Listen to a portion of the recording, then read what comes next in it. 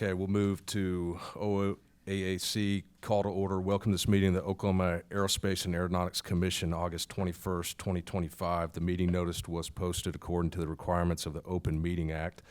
The meeting will come to order. Call the roll, please. First Congressional District Commissioner, Secretary Seth Phillips. Here. Second Congressional District Commissioner, Vice Chairman Kevin Potter. Here. Third Congressional District Commissioner, Charles Ortega. Fourth Congressional District Commissioner, Lindy Ritz. Here. Fifth Congressional District Commissioner, Chairman Blake Rainey. Here. At-large Commissioner, Jim Putnam. Here. At-large Commissioner, Jerry Hunter. Here. House-appointed Commissioner, Craig Campbell. Here. Okay, we have a quorum. Welcome to all of our guests. It's exciting to have you join us today. I'd like to make a couple of brief housekeeping announcements before we get underway. First, to help limit disruptions, we ask that you please step outside the meeting room if you need to receive or make any phone calls during the meeting. Also, food and drinks are not allowed in this room, but you're welcome to step out to the atrium to enjoy them. There are vending machines and a snack bar outside this room and to the left. Restrooms are across the atrium. Now, on to our first order of business, approval of the minutes. The draft of the minutes of the July 9th, 2025 commission meeting has been sent to you, and a copy is in your meeting packet. Are there any corrections to the minutes before we consider them for approval? Okay, if there are none, no corrections, I will accept motions to approve the minutes. Do we have a motion? I'll make a motion to approve. Do I have Second. a second? With the motion a second, is there any discussion? Call the roll, please. Commissioner Phillips. Aye. Commissioner Potter. Aye. Commissioner Ritz. Aye. Chairman Rainey. Aye. Commissioner Putnam. Aye. Commissioner Hunter. Abstain. Commissioner Campbell. Aye. Motion passes. First up is item 4, introduction of new staff members. Director Arties, you're recognized. Thank you, Mr. Chairman. Good morning, Commissioners.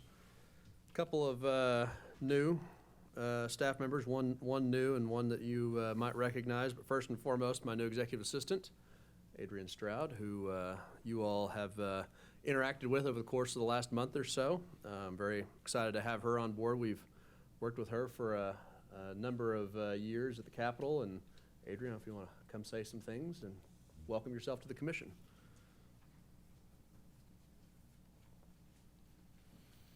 Mr. Chairman, Commissioners, good morning. Thank you for having me. I'm so happy to be a part of this team and to move forward. I look forward to a very long career here with you guys and look forward to a very successful future.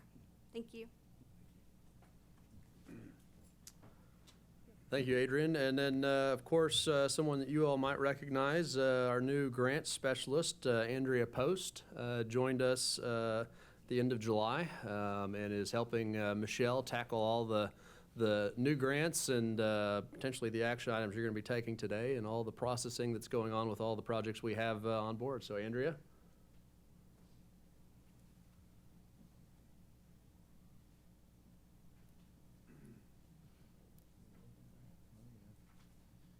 Thank you. Good morning, Mr. Chairman and Commissioners. It's really good to be back and see many of you that I've known before and a new face, Commissioner Campbell. I'm really looking forward to working with Michelle, and I've already dove in, and I can tell you it's a lot of projects, it's a lot of work, but I'm really proud of the work that we're doing and for seeing you all again. Thank you, Grayson, for the invitation to rejoin the team. Welcome back. All right. We're very, very proud to have these two new team members added to the team. Thank you, Grayson. Adrienne, Andrea, welcome to ODAA. Next is item 5, staff longevity recognition. Director. Commissioner, if I may, we, as is in church service, we do have some seats up front for the standing room only crowd. If you would prefer a seat, we don't bite up here. I can promise you that. Mr. Chairman, so staff longevity. I was thinking about the humorous starting line to this, whether, oh my gosh, how has it been 5 years since Paula joined us, or it's only been 5 years? Hasn't Paula been working for us for 10? And I hadn't decided. I really don't know which route to go, because I think actually both of them are true. They're true in that, yes, Paula has been with us for 5 years, and wow, how time flies in 5 years. But it's also true that Paula was working pro bono for us long before she was actually working for us when she was at ODAA. So that's why it does feel like Paula has been working for us, the agency, the department, the Aeronautics Commission, for so many years. And of course, today is her day to shine. I know it's become quite the long day due to her work, and is certainly very exciting what you're going to experience today. But we did want to recognize Paula for her 5 years of service and congratulate her. We had, as I mentioned last meeting, we had a couple folks that joined us during the COVID time period, and Paula made that decision to retire from ODAA and join us during the COVID period as just a work for us for 15 or 20 hours a week. And look what that has turned into. As they always say, no good deed goes unpunished, but we are extremely proud to have Paula and what she has done for us, the agency, for the educational system in the state of Oklahoma, and just for the aviation aerospace industry at large. So Paula, start your talking of the day right now. Thank you, Director and Commissioners. What an honor it has been for me to do this work. What an honor it is to look at this room full of people who are doing your work. I get to meet them.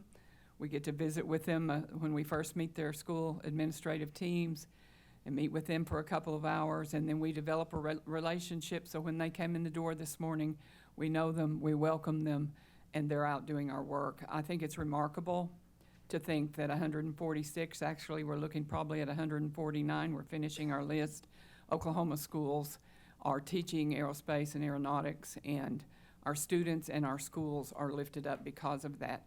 But on my end, it's been a rewarding, and I know it will continue to be rewarding as we move forward and continue to add schools and to work with the ones that are established. I thank you so much for trusting me with this, and I appreciate it. Mr. Chairman? Come on, Paula, you know we gotta take a picture.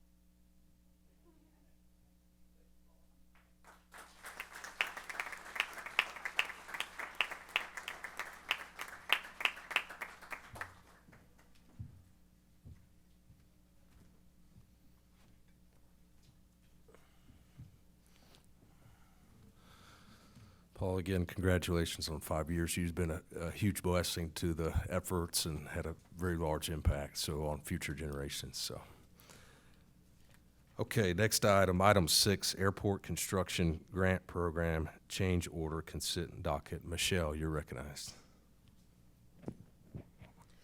Good morning, Mr. Chairman, Commissioners. These first 3 items before you are to make you aware of change orders that were necessary in which we use Director Arty's authority to move forward. So the first is going to be an environmental assessment project at Atoka Municipal Airport. The amendment was necessary since FAA requested an additional or an ALP be added to the project scope. The additional cost was $214,110 and will be funded with $211,900 of federal grant funds, $1,105 of state grant funds, and also of sponsor matching funds. The next change order is at Prague Municipal Airport. This is a project to construct 4 new box hangars. The change order was necessary there to remove and replace an area of saturated and unstable soil under the hangar footprint, which required the import of select fill to replace that material that was removed. The estimated additional cost will be $17,413 and will be funded with $9,577 of federal grant funds, $6,965 of state grant funds, and $871 of a sponsor match. Then finally, at the University of Oklahoma Max Westheimer Airport, there are actually multiple grants there involved to construct their new air traffic control tower. The change order here is specifically against Grant B, in which it was necessary to add an ADB safe gate tower equipment, relocate a portion of the fence 10 feet to allow for safe taxiing for the adjacent hangar, and dispose and replace of a pipe that was found to contain asbestos.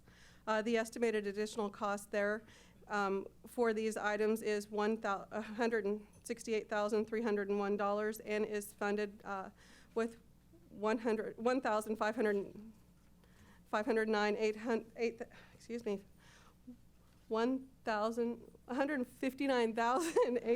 we'll get there, and $85 of federal grant funds, $4,207 of state grant funds, and the same for the sponsor match there. So these first three items, this is just to make you aware, there's no action needed on your part. The following three change orders, staff is actually seeking approval from the commission. The first is going to be at Clinton Sherman Airport in Burns Flat as part of the department's acting as agent role there for OSIDA. The change order is necessary due to unforeseen conditions which required a change in the junction box, adjustments to a few of the aluminum and non-lighted guidance signs around the perimeter road, and to reconcile cables used. The estimated additional cost will be $82,518 and will be funded with that for the OSIDA prep funds. Next up, at the University of Oklahoma Max Westheimer Airport, there is a project to construct two 100 by 100 foot box hangars and their supporting infrastructure. They've actually had multiple change orders there that included the door hardware, electrical, bollards, earthwork, restroom millwork, waterline valve, low voltage conduit and wire, and secondary electrical feeds. The estimated additional cost there is $146,592 and will be funded with $58,636 of state grant funds and $87,955 of sponsor matching funds. And then finally, also at the University of Oklahoma Max Westheimer Airport, an amendment against Grant C on their new air traffic control tower, what is needed. The amendment is needed due to funding changes, predominantly federal funding changes, but prior to the award of this project. The estimated additional cost will be $35,088 and will be funded with $12,124 of state grant funds and $22,964 of sponsor matching funds. I will stand for any questions, but before doing so, Lance is here from the University of Oklahoma if you have anything you'd like to say.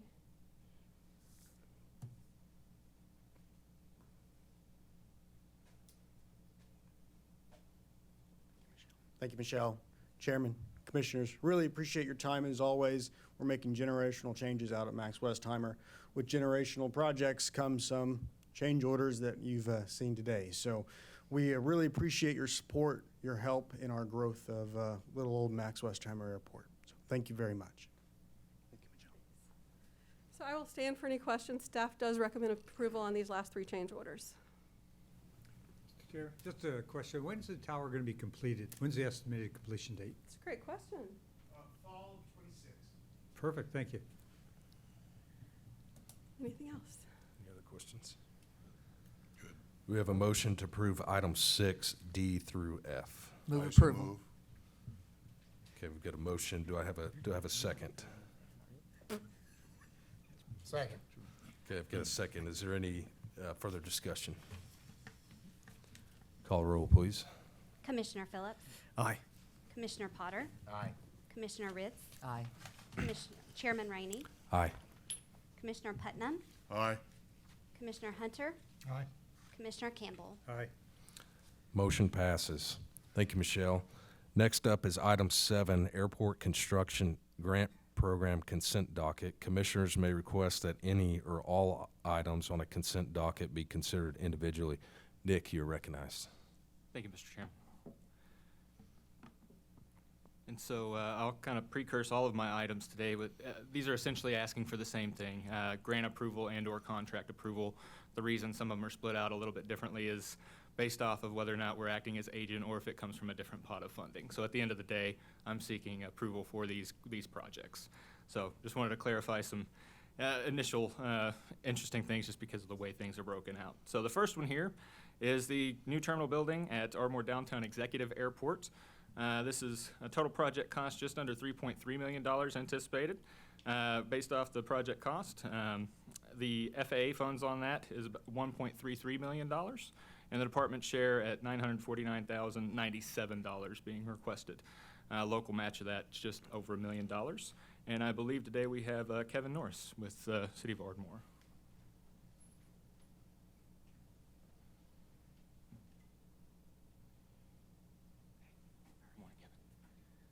Good morning. Ardmore, the city of Ardmore is growing. The downtown airport is growing. Here recently, we've added infrastructure. We have new hangars that are being built. We have plats for future hangars. And the terminal that we currently have is very, very old. And we appreciate the assistance. And this project would not be possible without all the funding. And again, we really appreciate helping us and investing in Ardmore and helping us move forward. Thank you. Next up at Chandler Regional Airport, this is the first project that we have as part of kind of our state spec that we've created for the perimeter fencing, as we've discussed before. Regular chain link, especially going through the public bidding process, we've seen some astronomical prices. So we were really excited that we were able to bring some of those costs down for this particular project. So this is to get a full perimeter fence around Chandler Regional Airport for a total project cost of $337,469 at a 95.5 state grant, with the department share of that being requested at $320,595. I'm not sure if it was anybody able to make it from Chandler. I know they were aiming to come, but since I wasn't able to verify, I know that both them and Tyler with LBR are their consultants in their regards. Very much appreciative of this because of some of the things with wildlife and other things there around the airport that they've been trying to mitigate. So we're really excited about that project. At Fairview Municipal Airport, they're seeking to construct 3 60 by 60 box hangars, and based on those bids, just a little over of a $1.6 million total project cost, utilizing $880,000 of FAA funds, with the department share being requested $640,128.20. And I believe we have Mr. George Eischen, Assistant City Manager.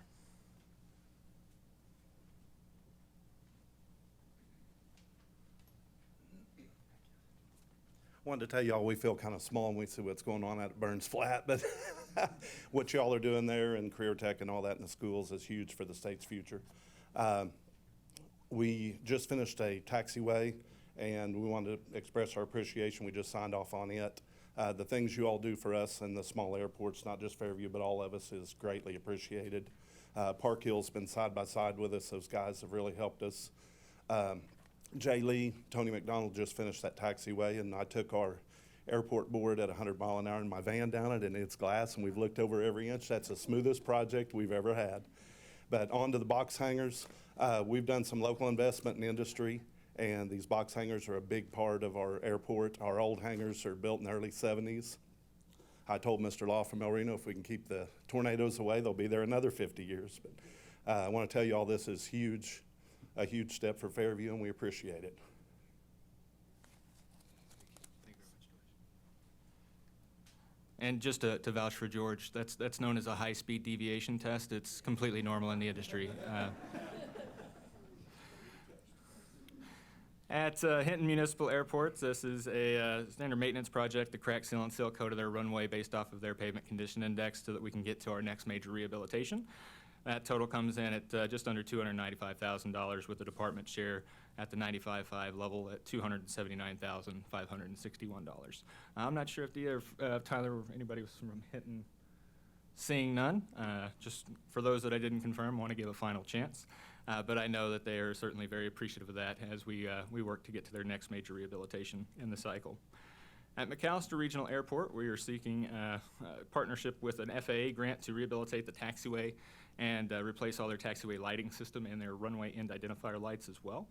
This is just over a $2.1 million total project cost, partnering with $981,000 of FAA funds, with the department share being requested $1,051,676. And I say that, just want to commiserate with my friend Michelle, because I think both of us have been dreaming in random numbers over the past week. So with that, I think we have Mr. Billy Sumner with the City of McAllister.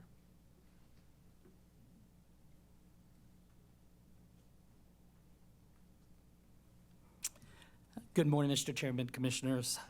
As you said, my name is Billy Sumner, and on behalf of the City of McAllister, I'd like to express our sincere appreciation and gratitude to the Oklahoma Department of Aerospace and Aeronautics for your continued support and investment into our community.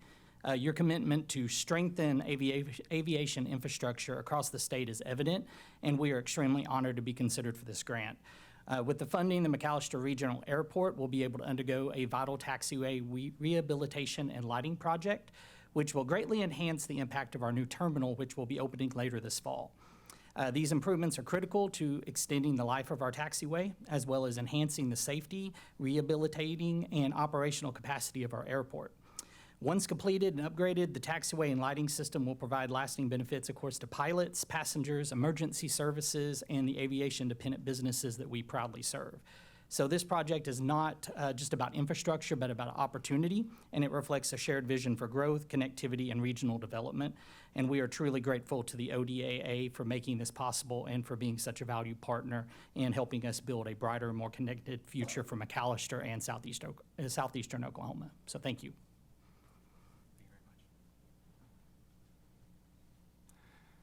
Next on the slate is a discretionary project at Pauls Valley Municipal. I believe it's the largest discretionary project that we're seeking to partner with FAA on since I've been here with the agency. And so total project cost is just over $11.7 million on that, with the FAA portion $11,150,561. The department shares half the local match at $293,435. And that is to reconstruct their runway. If you recall, this is a runway that we found just a couple years ago that had a little bit of a hump in it, particularly for the jet drivers. That was right around just before their rotate speed, so you can imagine how that kind of caused some unsettling moments for some of them. So we were able to identify the project, or the problem, come up with an initial design solution, and then work that with FAA to try to get this mitigated, because it was certainly turning into a large safety concern. And in addition to that, we will be, you can see on that northeast side, that parallel connector is a nice diagonal. Of course, FAA doesn't like that anymore, so we will 90-degree that off and remove that, that diagonal to get them to full standard as well. And so with that, I don't know if Craig was able to make it out, but I do believe we have Mr. Paul Priegel with Lochner here as well.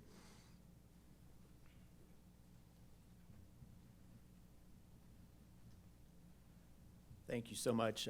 Just briefly, on behalf of the City of Pauls Valley, as Nick said, there's a lot, this is long overdue, just for the condition of the runway and also bringing it into FAA design standards. But also want to express just the gratitude for Nick and the staff at ODAA, because this was a challenge to even get it funded through the FAA. So that just continued partnership and advocacy for the airport is much appreciated.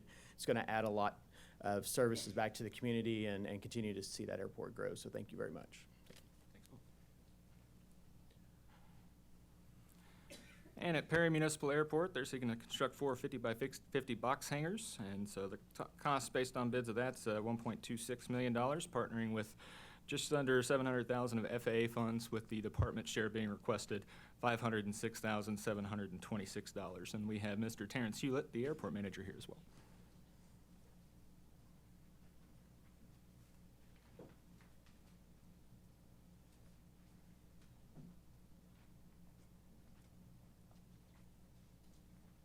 Good morning, gentlemen.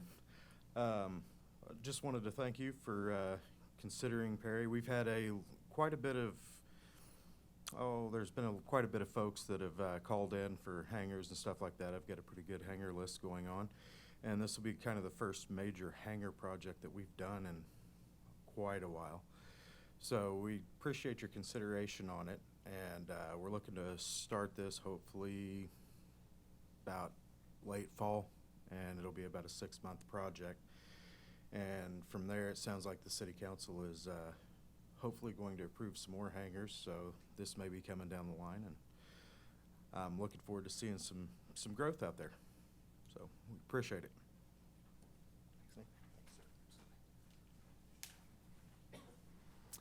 And at Skytook Municipal Airport, this is one project broke between two different parts just because part of it is part of the hangar program and the rest part of the 95-5 split. So the first portion of this is for the 10-unit T-hangar building.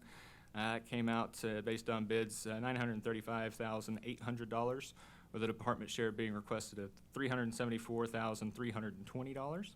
And that is in conjunction with the pavement portion here to construct the T-hangar apron pavement to actually access those T-hangars at a total cost of $907,456, and the department share of that being requested at $862,083. So just over a $1.8 million project in total, which is nice because we have seen some of these come in, like I think of Stroud previously as well, came up a little bit higher. So while we've seen certainly some fluctuation in numbers, it's always nice to get some bid prices that look a little bit better than what was initially anticipated. So with that, I don't know if we had Skytook able to make it out. I think Brad White was, there he is. I knew Brad was trying to make it out. I didn't see it. There he is.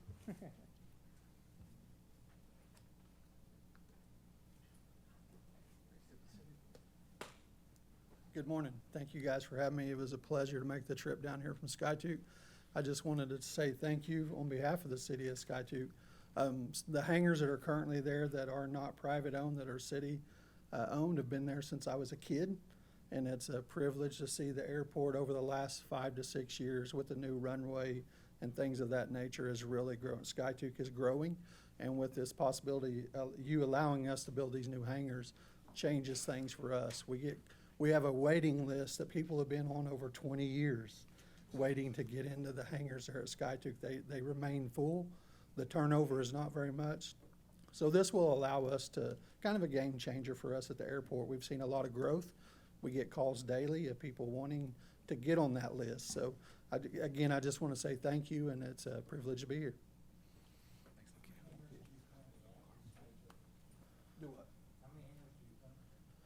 We have 10 T hangars and we have 10 open hangars. Yep. This will be another 10. Yes, sir. Thank you. Next, it's South Grand Lake Regional. This is a FAA discretionary project to construct the first portion of their parallel taxiway system to serve runway 1836. Total project cost came in just under $6.3 million. The department share being requested half the local match at $157,036. Jim Brown and other friends from South Grand Lake weren't able to make it out to this one, but of course they send their regards as they always like to be here whenever they're able to. At Stroud Municipal Airport, this is one project broken into a couple of, two different slides here, particularly because of the funding. And so the first one here is the FAA portion, which is just over $3.8 million, with the department share being requested at $739,448. And this is for rehab of the runway, the extension of that runway, installing some LED runway lights and some PAPIs. And so this is for the FAA eligible portion of that project, as there is some of that was not technically eligible based off of the FAA's guidelines. But that moves us to the second portion of this project, which is the legislative directed funding portion at just over $2.8 million to cover the items that were not FAA eligible, so that we could get that full extension and any of those the rehabilitation done for that runway, so that the full project was completed in one fell swoop. So just over about a $6 million project, and looking for, obviously that's the second portion there is 100% legislative directed. The first portion of that being a partnering grant with the FAA. And I don't know if anybody was, Stroud was able to make it out. Oh, there he is. How you doing? Good to see you. Absolutely. On behalf of the City of Stroud, I'd like to express our gratitude for consideration on this project. Not only will it increase the safety for people utilizing our airport, it will also enhance our opportunity to do development, economic development, and growth in our community.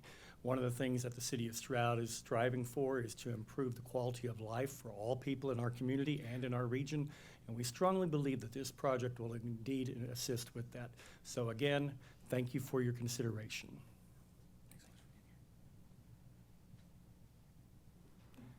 And at Thomas Municipal Airport, they are looking to construct a 75 by 75 and a 68 by 68 box hangar. Total just over $1.5 million, partnering with about $850,000 of FAA funding, for the department's funding being requested today at $617,600. And we do, I believe, have the authority chairman, Rodney Wilson, here with us today.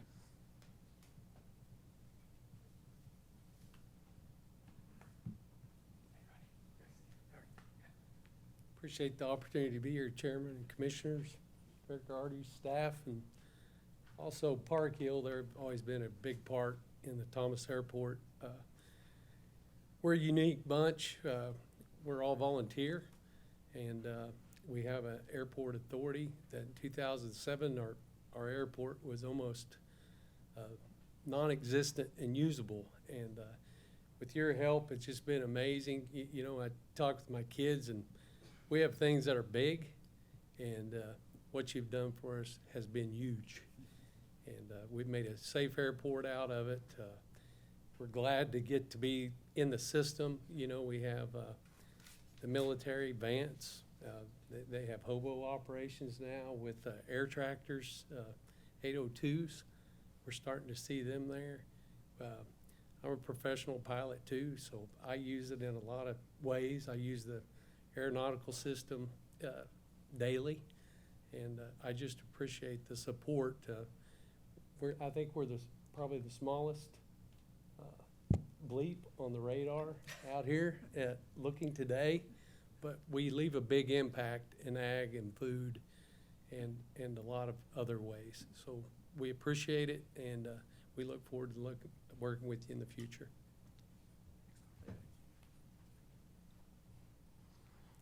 And last but not least in this section is the rehabilitation of runway 1735. And this is the FAA project in conjunction with another portion of this project that you'll hear in this next item.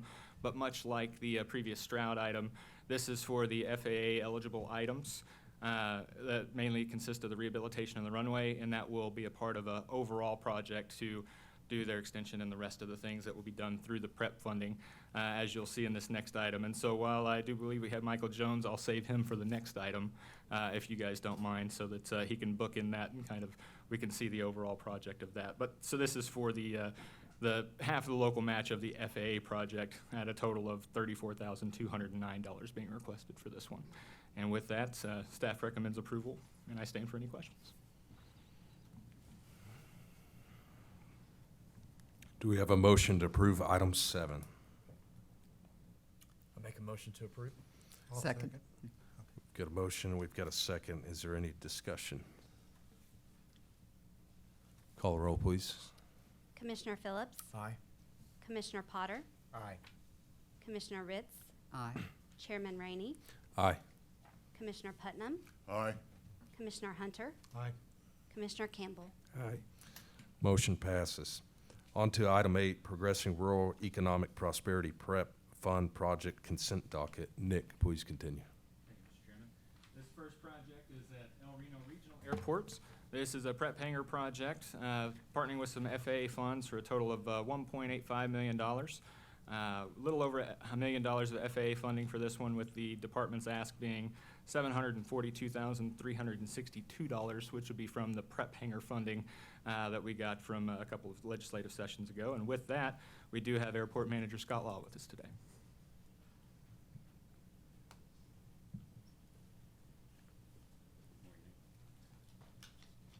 Good morning, Commission. Pleasure to be here. Happy to see all of you. This will be a big economic boon to El Reno and the ability to park jet aircraft. We currently have 1942 hangars with a door height of only 14 foot, and so we can't park anything overnight at that point, and we land about 10 jets a week at El Reno. And so this will be a huge improvement to us. It's going to go adjacent next to the new FBO building that we're currently building, and the city of El Reno and El Reno Regional Airport really appreciate your consideration. Thank you. And now we have the other portion of that West Woodward project I was just alluding to. And so this is the remainder of the rehabilitation, the extension of runway 1735, and of course the associated taxiway with that, and a rehabilitation of the fuel apron. And so the total portion of this that was the additional to the FAA grant, just over $6.1 million for this transformational project there at West Woodward. And I do believe we have Michael Jones here with us today.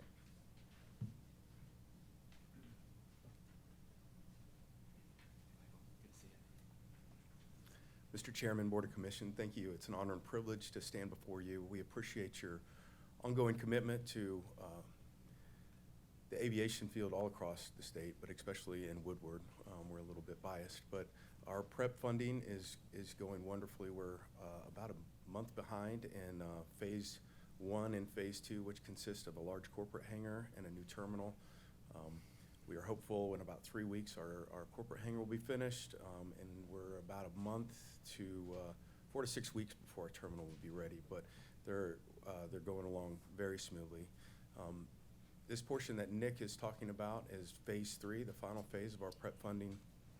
It'll give us the opportunity to extend the runway 500 feet, extend the taxiway and adjacent with that. And then we have a lot of failing apron, and so this will rehab apron, especially around the fuel system that the city of Woodward did about 4 years ago on our own. And we are excited for this opportunity. In the previous agenda item, that is going to be strengthening the runway. We have a crack going down the middle of our runway, and we're just taking full advantage of the time when the runway will be closed for this lengthening to do that. So thank you so much for your consideration and your ongoing commitment. With that, staff recommends approval, and I stand for any questions. Do we have a motion to approve item 8? I so move. Motion, do I have a second? Second. Is there any discussion? Call the roll, please. Commissioner Phillips, Aye. Commissioner Potter, Aye. Commissioner Ritz, Aye. Chairman Rainey, Aye. Commissioner Putnam, Aye. Commissioner Hunter, Aye. Commissioner Campbell. Aye. Motion passes. On to item 9, Shawnee contract. Nick, please continue. Thank you, Mr. Chairman. For this project, this is part of our acting as agent role in working with the city of Shawnee for the projects there at Shawnee Regional Airport. This is to rehabilitate the taxi lane and apron, as well as construct a T-hanger taxi lane there at the airport. Total project cost just shy of $1.6 million, partnering with about $885,000 of FAA funds, with the department share being requested at $634,292. And I believe we have City Commissioner Ashley Fitchner, and I believe Mayor Stevens might be here as well. Mayor Stevens might not have been able to make it, but I know he was trying, so. Oh, no. Good morning, Chairman and Commissioners. I'm Ashley Fickner with the City of Shawnee. I wanted to read a few brief comments from our mayor and from our city manager. The City of Shawnee is very appreciative of the support from the ODAA for this project, which will provide new pavement to serve one of the 2 new T-hangars that will replace the one that was destroyed in the April 2023 tornado. This project will also extend the life and preserve the existing taxi lane and apron pavements until they can be reconstructed in the future. The continued support from the ODAA is helping Shawnee recover from our tornado damage, rebuild our infrastructure to bring new tenants, and encourage additional economic growth to Shawnee. And I will say that Mr. Arties has been extremely helpful with our process, so thank you very much, and we appreciate you all. Staff recommends approval, and I stand for any questions. Do we have a motion to approve item 9? Move to approve. We have a motion. Do I have a second? Second. Is there any discussion? Call the roll, please. Commissioner Phillips, Aye. Commissioner Potter, Aye. Commissioner Ritz, Aye. Chairman Rainey, Aye. Commissioner Putnam, Aye. Commissioner Hunter, Aye. Commissioner Campbell. Aye. Motion passes. The next order of business is item 10, Clinton Sherman contract consent docket. Thank you, Mr. Chairman, and thank you all for approving the side of this, but now for the ODAA portion of this, the first one here being the design services for bid packages for phases 6 and 7 for a total of $109,400. And the second one being the rehabilitation of Taxiway Alpha, their midfill connectors, and a portion of the north commercial apron. And I did want to clarify earlier because I realized I was conflating projects, Commissioner Putnam. With this one, they are ready to mobilize as soon as October, and it is still looking to be about a 200 to 230-day project.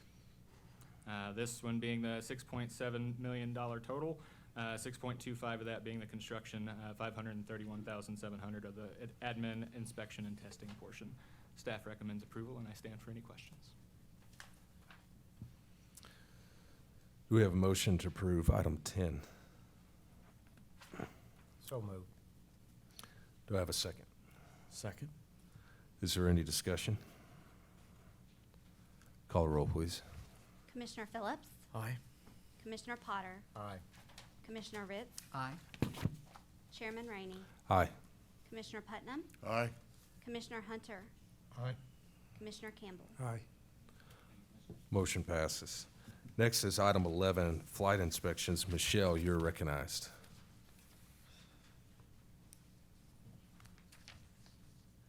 For this item, we are asking the commission to consider authorizing Director Ardes to enter into an agreement with FAA for flight inspection services for nav aids and other facility equipment. The flight inspections are required to activate lighting such as ODALs, VGSI, and reels.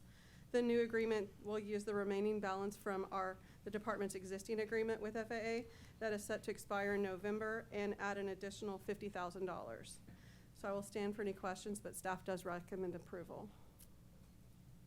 What would be the total cost? You're going to add 50 to what? Right. So what this does is it creates a pot of money that we're able to allow the various local sponsors to have their flight inspections done.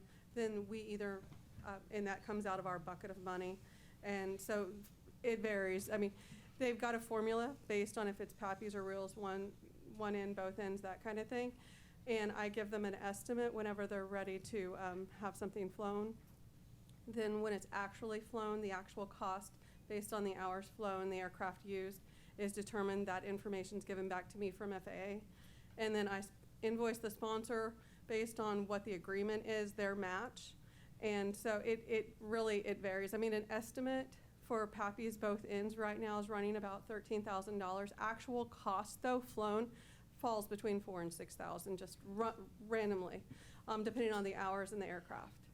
So what this does is it allows that pot of money for us to be able to have these flight inspections done so that the various sponsors don't have to enter into individual RAs with the FAA, which takes months upon months to get done.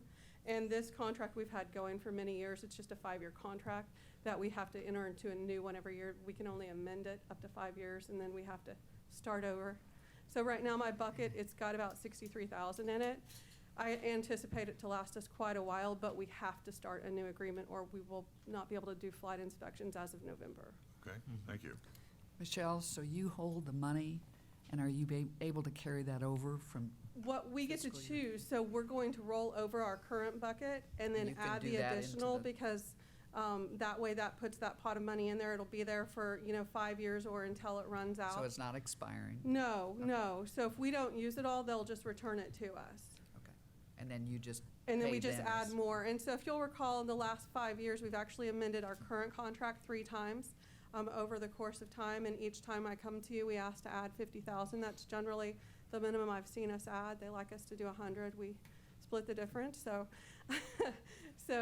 we'll just stick that money in that. Well, we actually send it to them, so it sits in their pot. Then they deduct it every time they do a flight check. Okay. And I get a monthly checkbook invoice from them saying what all was spent, if nothing was spent, that kind of thing. And we've entered separately into intergovernmental agreements with all these local communities every time we've set one of these up. Thanks. Okay. Any other questions? Sounds like fun. It's, Yeah. well, it's really not. It helps the communities tremendously. Actually, we're a model state for FAA in this regard because a lot of states don't put forth this amount of effort, and it requires the local communities to do these individual RAs, and it makes it really challenging on FAA. That makes sense. Do we have a motion to approve item 11? I so move. We have a motion. Do I have a second? Second. Thank you. Is there any discussion? Call the roll, please. Commissioner Phillips, Aye. Commissioner Potter, Aye. Commissioner Ritz, Aye. Chairman Rainey, Aye. Commissioner Putnam, Aye. Commissioner Hunter, Aye. Commissioner Campbell. Aye. Motion passes. Item 12, OSU Thunderbird Drone Festival sponsorship. Director, you recognized. Thank you, Mr. Chairman. Before you on item 12 is a continuation of our partnering with Oklahoma State University's OAir research program to help them put on the Thunderbird Drone Festival in Tulsa. October 10th through 11th, $10,000 as we did last year. Staff recommends approval. I'll make a motion to approve. Motion approved. Okay, do we have a second? Second. Is there any discussion? Call the roll, please. Commissioner Phillips, Aye. Commissioner Potter, Aye. Commissioner Ritz, Aye. Chairman Rainey, Aye. Commissioner Putnam, Aye. Commissioner Hunter, Aye. Commissioner Campbell. Aye. Motion passes. On to item 13, contract renewal for the MITRE Corporation. Director Arties, you're recognized. Thank you, Mr. Chairman. So you'll remember about this time last year, we entered into a contract with MITRE Corporation to help us do some of the UAS AAM strategic planning, and then also start us with our services as these radars that we are purchasing are coming online. So we are looking to renew that contract at a price of $300,000. Think about this as Doug's right arm, left arm, and maybe right leg as well to help him get these radars implemented and get these BV loss beyond visual line of sight flight quarters implemented. Mostly we're looking at Western Oklahoma for the immediate future, but then obviously our other programs in Tulsa and with the Oklahoma National Guard at Camp Gruber as well.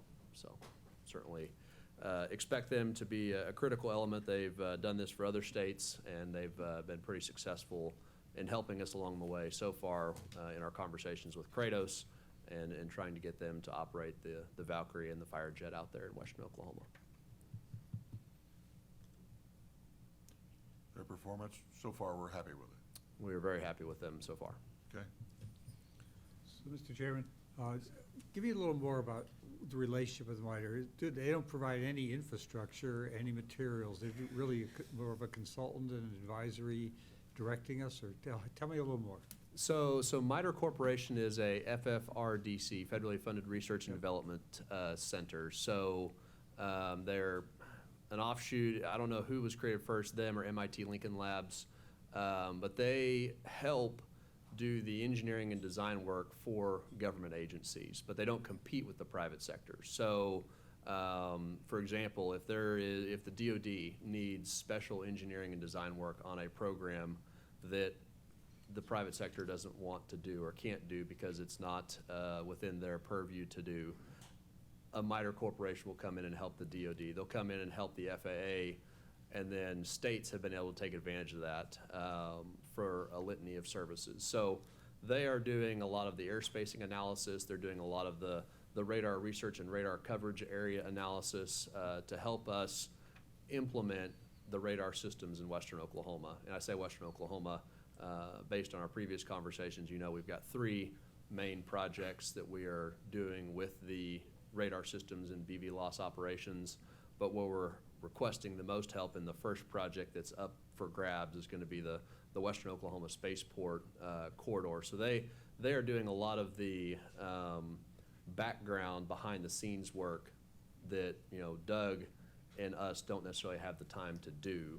So it is all consulting, it is all engineering, it is all airspacing analysis. It's helping us get those approvals and get those requirements through the FAA process to be able to be successful and see that BV lost flight corridor happen in Western Oklahoma. And then the goal would be to eventually shift the services to Camp Gruber and to Tulsa as those radars come online. I appreciate that explanation, because the expanded explanation really reinforces the value of MITRE.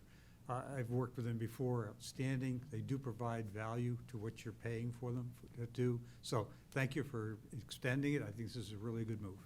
Appreciate it. Thank you. Okay, do we have a motion to approve item 13? Approve. We have a motion. Do I have a second? Second. Is there any discussion? Call the roll, please. Commissioner Phillips, Aye. Commissioner Potter, Aye. Commissioner Ritz, Aye. Chairman Rainey, Aye. Commissioner Putnam, Aye. Commissioner Hunter, Aye. Commissioner Campbell. Aye. Motion passes. Commissioners and guests, we're going to take a 10-minute break and then call the commission meeting back at 10:20 and proceed with the education portion of the meeting.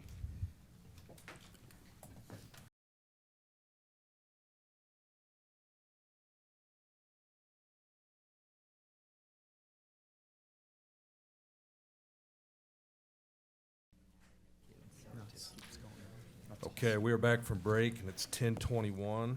The meeting is now reconvened. To ensure we have a quorum, Adrian, please call the roll.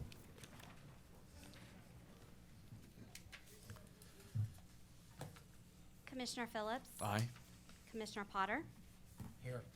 Commissioner Ortega, Commissioner Ritz, Here. Commissioner Rainey, Here. Commissioner Putnam, Here. Commissioner Hunter, Aye. Commissioner Campbell. Here. We have a quorum. Next is item 14, Aero Education Program Framework for fiscal year 2026. Director Artis, you may continue. Thank you, Mr. Chairman.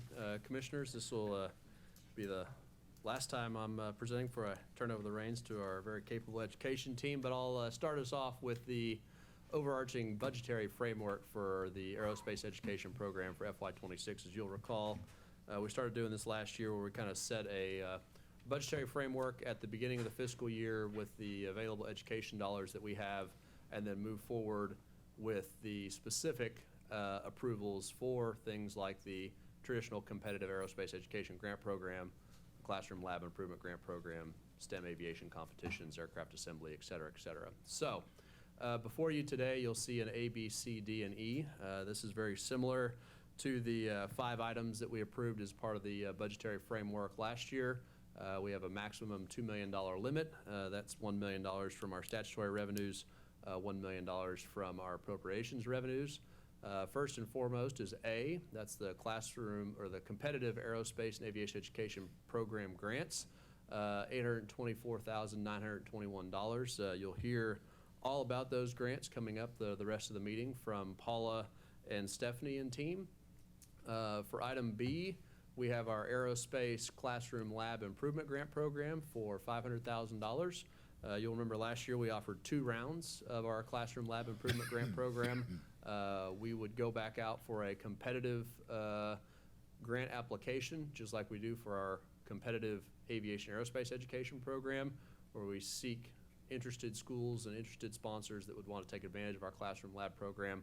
So we're going to budget that at about $500,000. Of course, we'll come back to you all for recommendations on individual program awards within that particular effort. For our ODA hosted or partnered aerospace aviation education events, training, symposiums, will include multiple regional Oklahoma student flight days, the Oklahoma UAS Teacher Training and Awareness Conference in partnership with our friends at Oklahoma State University, the Oklahoma Aero Education Training Professional Development Symposium that always happens in partnership with AOPA in early June every year, multiple Girls in Aviation Days throughout Oklahoma, the Oklahoma Teacher Simulator Training, which was a first for last year with our friends at Flight Safety up in Broken Arrow, and a Stellar Explorers event in partnership with our friends at the Air and Space Forces Association, for a total of a little over $204,000.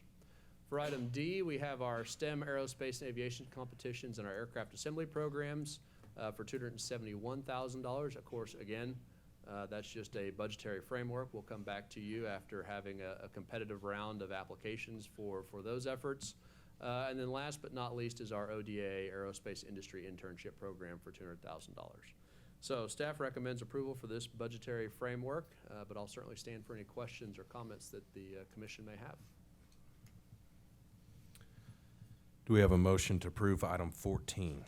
So moved. We have a motion. Do I have a second? Second. Is there any discussion? Call a roll, please. Commissioner Phillips, Aye. Commissioner Potter, Aye. Commissioner Ritz, Aye. Chairman Rainey, Aye. Commissioner Putnam, Aye. Commissioner Hunter, Aye. Commissioner Campbell. Aye. Motion passes. Thank you. Next up is item 15, Aerospace Aviation Education Grant Program Consent Docket, Camps and Workshops. I want to remind our guests to please keep your comments brief in the interest of time. You're welcome to leave after we've voted on your agenda item, but remember to turn in your signed paperwork at the table in the atrium before you go. Commissioners, remember that you may request that any or all items on each of these consent dockets be considered individually. After each entity presents, they will pause briefly for any questions from the commissioners. Paula, you will introduce each of our guests, and when it's their turn to come up and speak about their programs and grant applications. Correct. Thank you. We'll go ahead and get started. Thank you, Mr. Chairman. We're thrilled to welcome a record number of applicants this year representing airports, industry, higher ed, both public and private school systems, as well as others who are dedicated to promoting aviation education and the future of Oklahoma's aerospace workforce. They're here today to present their prospective programming for school year 2025, 2026. But we've divided the applicants into specific categories. The first category we will be looking at will be the entities requesting funding for aerospace camps and workshops. And again, as you mentioned, Mr. Chairman, each presenter will pause to welcome any questions that the commissioners may have. So we begin with our first representative. Before we start this, Paula? Yes. On this list here, you're going to be talking about this, right? Yes. So I just need a quick run through as to how you get to the cost per student. How is that done? A little explanation. Certainly, and it's very difficult. Yeah, that's why I reason asked. that I can't figure it The out. reason I say that is because we're not comparing apples and apples. Okay? In some cases, a student may be at a museum, at a camp, at a one-day event, and they may have 500, they may have 1,000, they may have 10,000 at that event. And then in most cases, as you will see toward the end of the programming today, the school districts have those students on hand for 185 days a year for 4 years. The AOPA coursework is 9th, 10th, 11th, and 12th grade. A student has Aviation 1, 9th grade, Aviation 2, just as if you had Algebra 1 or Algebra 2. So they're getting hundreds of hours of instruction, even though it might be a very, very small high school, a very small number of students served. And so it's not possible really to compare them. And it's difficult to compare them. Our goal, and as you know, I mentioned several meetings ago that we made it to the Panhandle. We're trying to get around the state to meet with these schools, many of them very, very small.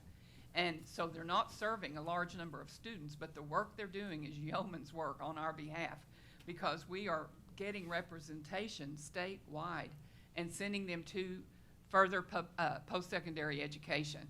So I know it looks unbalanced, and it is unbalanced in some ways number-wise. It's not unbalanced in the way that the curriculum is presented to the students. Okay. Appreciate that. I'll follow along as we go through Okay. this. Yeah, thank you. So we begin with Cameron University Day, represented by Dr. Ann Nally. Staff recommends $3,268 for Cameron University. Well, I'm excited to share with you the love of my life. And the reason, I just came back from Washington, D.C., where I had a chance to thank National Science Foundation for allowing me to attend a summer academy. And I just realized, I was figuring out, 66 years ago. Oh my gosh. I came back from that academy in chemical engineering, very first one ever after Sputnik, and it changed my life forever. So even though this is a one-week summer academy, I hope I'm changing lives forever, because I hope those kids come back. So we really proposed to host a one-week summer academy in aerospace engineering and applied mathematics for middle school, and up until this year, I would have said for middle school girls. But 14 years ago, when I started the program, it was for girls. This year, the University of Oklahoma attorney contacted me and said, Ann, you can't do this only for girls. You've got to, okay, give me more money, and I'll do it. Because my funding is not only supported by this group, but also by NASA, by the Clarence Page Endowed Chair, the university, and in this case, Cameron University Foundation. So this summer, we will be hosting a one-week summer academy for middle school boys and girls. And it was a challenge this summer to do the boys. I found out boys aren't nearly as mature as girls at that 6th, 7th, and 8th. And when we did karaoke, they were doing table jumping. Anyway, back to the academy. I take them to the Science Museum. We spend a week learning about the physics of space and aeronautics. And what's really great about this is when I started this 14 years ago, we go to Frontier City and we measure the physics of amusement park. And when we did that, we carried a big box and they got on the roller coaster and they measured the G-forces and they passed it to somebody else. Now they're using an app on their cell phone. So I bring the kids in, they do a week, they build rockets, they build airplanes, they learn all about physics of flight.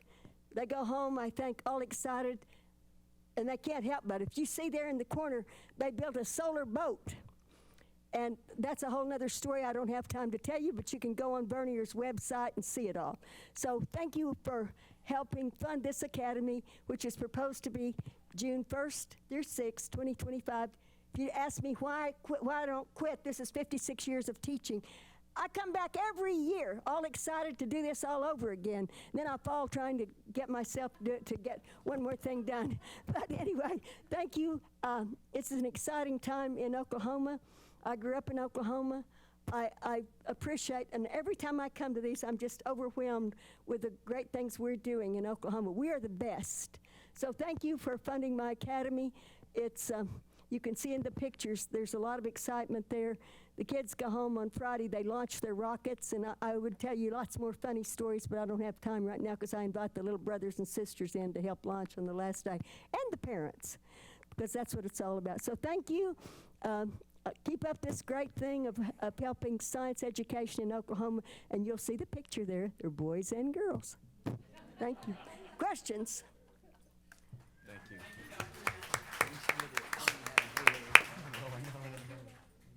Thank you. Thank you. And that is a picture of a girl, and I drew it.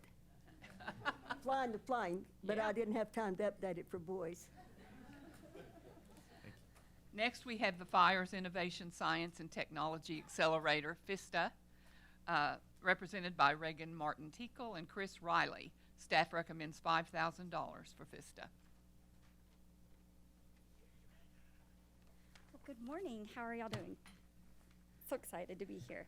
So the Fires Initiative Science and Technology Accelerator, or as we call FISTA, it's an incubator. And so we have about 26 different DoD-driven companies in there.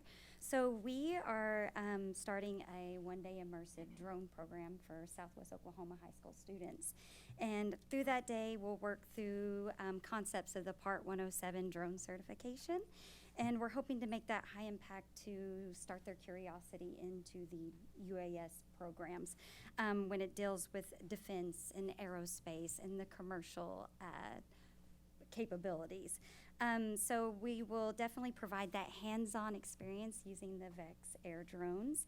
And we want to encourage that future pursuit. Now, the VEX air drones are really neat because they have coding capabilities. So we're talking Python block coding and also the Microsoft Visual Studios. So with the remote, they're able to get that whole experience of directing the drones and using them to deliver payloads. So we are hoping to, like I said, we are reaching out to all of Southwest Oklahoma, and we're hoping to bring them into our STEM lab. So that is it. And this is my first time doing this, so it's very nerve-wracking. Question? Questions? Thank you. All right. Thank you for your time. Thank you so much. Next, we have Guthrie Edmond Regional Airport, represented by Caden Young. Staff recommends $2,900. I will insert here that we are so pleased with the way our airports are working with our applicants, our schools, reaching out to them and partnering with them. It's been remarkable. Thank you for that. Good morning. My name is Caden Young with the Guthrie Edmond Regional Airport. We do thank you for your support of this program. We're a small but mighty program. We get 25 students from the Guthrie and Edmond area and expose them to all that aviation and aerospace have to offer. A lot of these students otherwise wouldn't experience aviation. So we're able to do that because of this commission's support. Yeah, any questions? Thank you. Awesome. Thank you. Next, we have Ponca City Regional Airport. The airport manager was unable to be here today, but they have been one of our applicants for many, many years for their Northern Oklahoma Flight Academy at Ponca City Regional Airport for 6th and 12th grade summer camp students, and it's requesting instructional resources and field trip admissions for those students. The staff recommends $7,500 for Ponca City Regional Airport. Next, we have Southeastern Oklahoma State University. Southeastern will implement its annual week-long Take Flight Camp to students in grades 7 through 10. Students will be introduced to aviation careers and training opportunities. Please welcome Director Mike Gaffney from Southeastern. Can you advance the slide? Or maybe it's, no, one back. Thank you. Good morning, everybody. Thank you so much for having us in. This is our 10th summer camp. We host 24 kids. This is a overnight camp, so we use our student ambassadors out of our aviation program. They stay with them in the dorms starting Sunday night. They go home on Friday. This is a no charge to the students' camp. So we're trying to, we can do 24 at a time. We're going to try to move to 2 different sections this week, or this particular summer. We asked for $24,000. The commission granted us $10,000. We're very appreciative of that. And I want to make a note that we have one of our freshmen starting this year that told us that she started her interest in aviation at this summer camp. We've got a number of students that are starting our programs from both Durant and from Ada and other places that are been in the AOPA program. We continue to enjoy working with Paula and her team and working with the city of Durant and Durant ISD to try to make these programs really move forward and accelerate. I welcome any questions. Thank you. Thank you, Director. Next, we have True Sky Credit Union Foundation and the Mike Monroney Aeronautical Center, represented by Julie Gamblin and Jamie Flores. Staff recommends $10,000.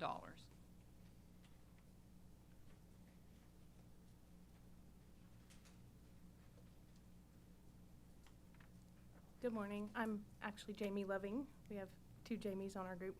And I'm here to talk about the Aviation Career Education Camp. This will be our 19th year of camp. We host for 52 students, so 2 groups over a 1-week period for 7th and 8th graders across Oklahoma. This last year we actually had 3 out-of-state participants, so we were excited to share beyond just our local area as well. We use tours, lectures, hands-on activities. We take field trips to different locations like Will Rogers Airport, Moore Norman Technology Center, AAR, all around Oklahoma City to educate them on various aviation careers across our state. Thank you so much. Thank you.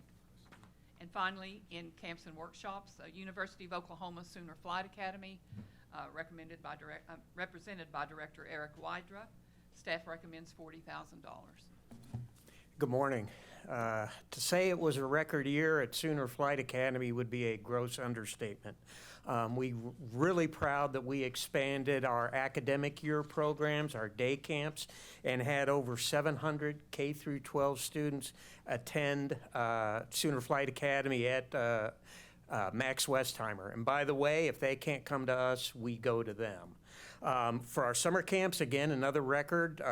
The slide says 416. That number is actually 432. 14 of our camps were full, and we operated at 92% capacity. And because of the grant we've got, over 100 campers were able to attend that wouldn't be able to attend. And lastly, we continue to expand our intern program, mainly out of survival, because we've got a lot of students coming in, and they're a great help. And they did an awesome job this year. So on behalf of our over 1,100 Sooner Flight Academy students, their parents, and our Sooner Flight Academy staff, I really want to thank you for the generosity. You're really supporting our program. Pending questions. How many locations do you do during the summer? You mean as far as camps?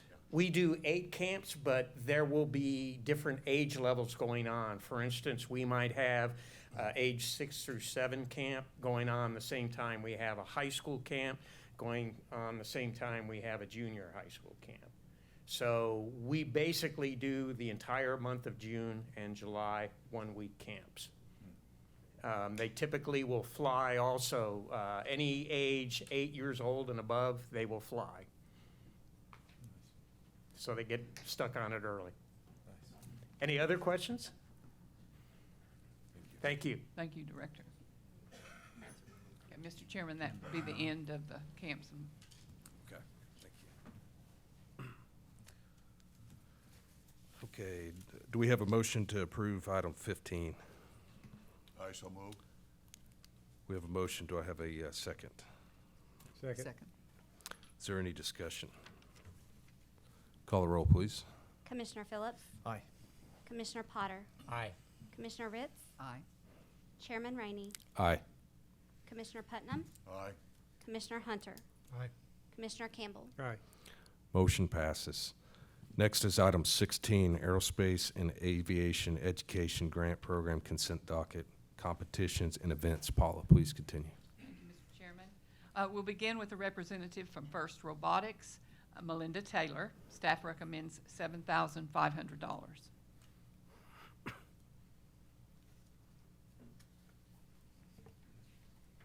Thank you for having me. On behalf of First, we would really like to thank you guys for your support for all these years. We have 2 competitions here in Oklahoma that each competition supports 48 teams at each one of them, which is over 1,200 high school students who attend it. With this program, they have 8 weeks to come up with a design for their robot and build it and get it ready to compete. With this, they learn all different types of engineering skills, soft skills, and some of these students end up going into aviation fields. So, do you have any questions? Thank you. All right, thank you. Thank you, Melinda. Next, we have KISS Robotics, Carol Goodgame. Staff recommends $10,500. Carol here? She's here.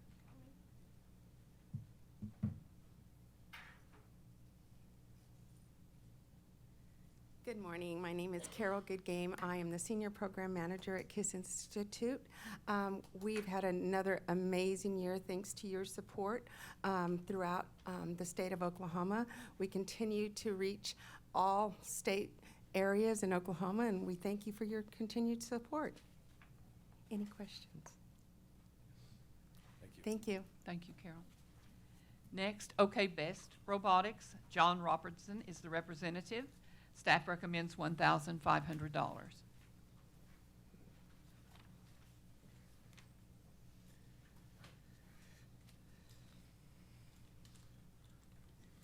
Good morning, Mr. Chairman, fellow commissioners. OK Best Robotics, we are a long-time contest. We've been around since 1998. You have funded us in several years in the past. We really appreciate what you have done for us. Our contest is unique in that we help students learn vehicle mechanics, strengths of materials, control systems. We do this all at no cost to any student. We have typically have somewhere between 8 and 15 teams, depending on the year and what's going on at the different schools. A team is typically comprised of 8 to 10 students, so any given year I'm supporting anywhere from 75 to 125 students. Teachers really appreciate us. We've had teachers that have been with us since we started in 1998. I had one teacher move out all the way out to Sweetwater, Oklahoma, called me up and said, "Hey, am I out of range for OK Best?" I said, "No, you're not." We've had long-term folks, we've had short-term folks, we've had folks that have had to drop out and do other things, but they come back and enjoy the contest because we're a lightweight, we use a lot of plywood, and what we've asked you guys for is from the metals. We're talking raw materials like bar aluminum, rounds, hard steel, to put together robots and vehicles that are capable of standing whatever stress and strains and whatever we can get them to do in the contest. Questions, sir? Ma'am? Thank you. Thank you so much. Next, we have Oklahoma Engineering Foundation, represented by Jennifer McCollum. Staff recommends $4,000 for OEF.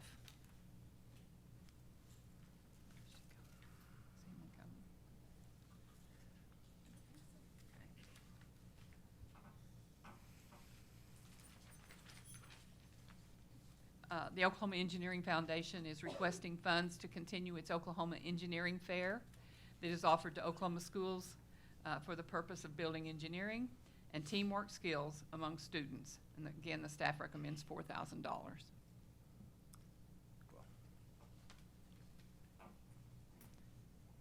Next is Oklahoma Science and Engineering's Foundation First Lego League, represented by Scott Taylor. Staff recommends $5,000. Morning. I wanted to share a little story. We've been doing this quite a while, and you guys have been supporting us for a very long time. We're a 100% volunteer organization. All the funds that we receive do go back into the programs to support the kids. Last year we had 155 teams. Because it's 100% volunteer, as you can imagine, sometimes you start to go, well, why are we doing this? Because it gets to be rough every once in a while. So last year, had one student come up, well, a young lady come up to me that I didn't even recognize. And she said, I just wanted to tell you thank you that I just graduated from OSU with my engineering degree, and that she was on one of our first Lego League teams, and that we had inspired her to go down that path and go into that field. And just wanted to share with you that because it helped me. I'm sure it helps you guys to know that over the years, you've sponsored thousands of First Lego League teams and tens of thousands of students. Thank you. Thanks very much. And finally, competition event category is Oklahoma State University Speed Fest. Dr. Arena was unable to be here today, but as you probably know, we have helped fund Speed Fest for many, many years. There's a waiting list of schools waiting to attend this remarkable chance for them to build aircraft, to fly aircraft, to mingle with college students doing the very same thing. And so the staff has recommended $19,650 for Speed Fest. And that would end that category, Mr. Chairman. Okay, do we have a motion to approve item 16? I'll make a motion to approve. We have a motion. Do I have a second? Second. Second. Is there any discussion? Call the roll, please. Commissioner Phillips? Aye. Commissioner Potter? Aye. Commissioner Ritz? Aye. Chairman Rainey? Aye. Commissioner Putnam? Aye. Commissioner Hunter? Aye. Commissioner Campbell? Aye. Motion passes. Next is item 17, Aerospace and Aviation Education Grant Program Consent Docket, Additional Education Outreach Workforce Development Programs. Paula, please continue. Thank you. We'll begin with Darren Lampkin, representing Class Matters. Class Matters, he will share with you some of the work that they've done over the past few years. Staff recommends $5,000.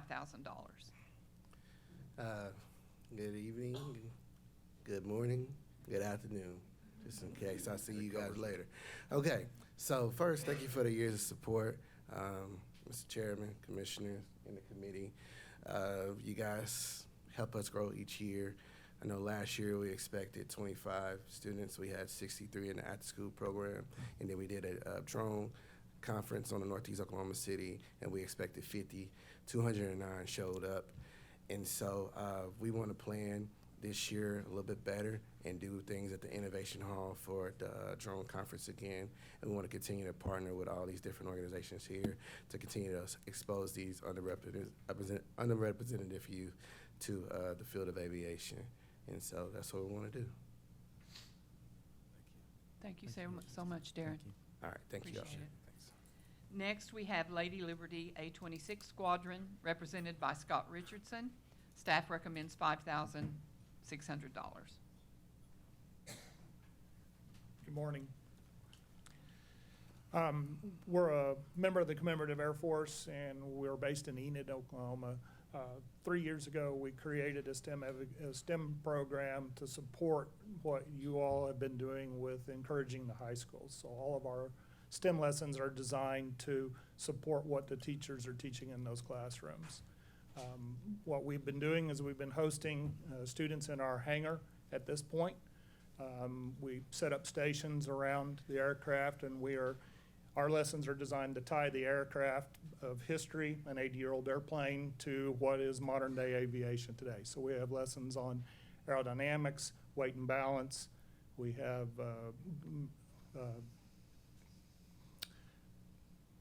sorry, I'm pretty excited about this, and I'm locking up.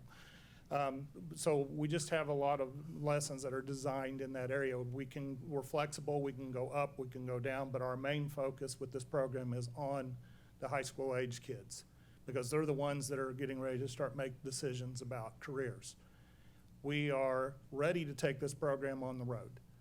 We're currently in talks with Stillwater Public Schools about flying our aircraft there and doing the program there. We're also talking to Bartlesville, and we're looking at talking to Norman. So funding from this would help us to be able to achieve those goals. We see ourselves being able to serve the underserved parts of this state, because we have a classroom that can fly, and we can take it wherever we need to go. Thank you. Thank you, Scott. Thank you. Next, we have Stafford Air and Space Museum, represented by Julie Lenius. Staff recommends $30,600. Good morning. Good morning, Mr. Chairman, Commissioners. Thank you for having us and for the opportunity to apply for this grant. I'm Julie Lenius with the Stafford Air and Space Museum. We know that that is one of the nation's premier air and space museums, and one of only few permanent facilities in western Oklahoma that are based or has a STEM education facility for aeronautic education.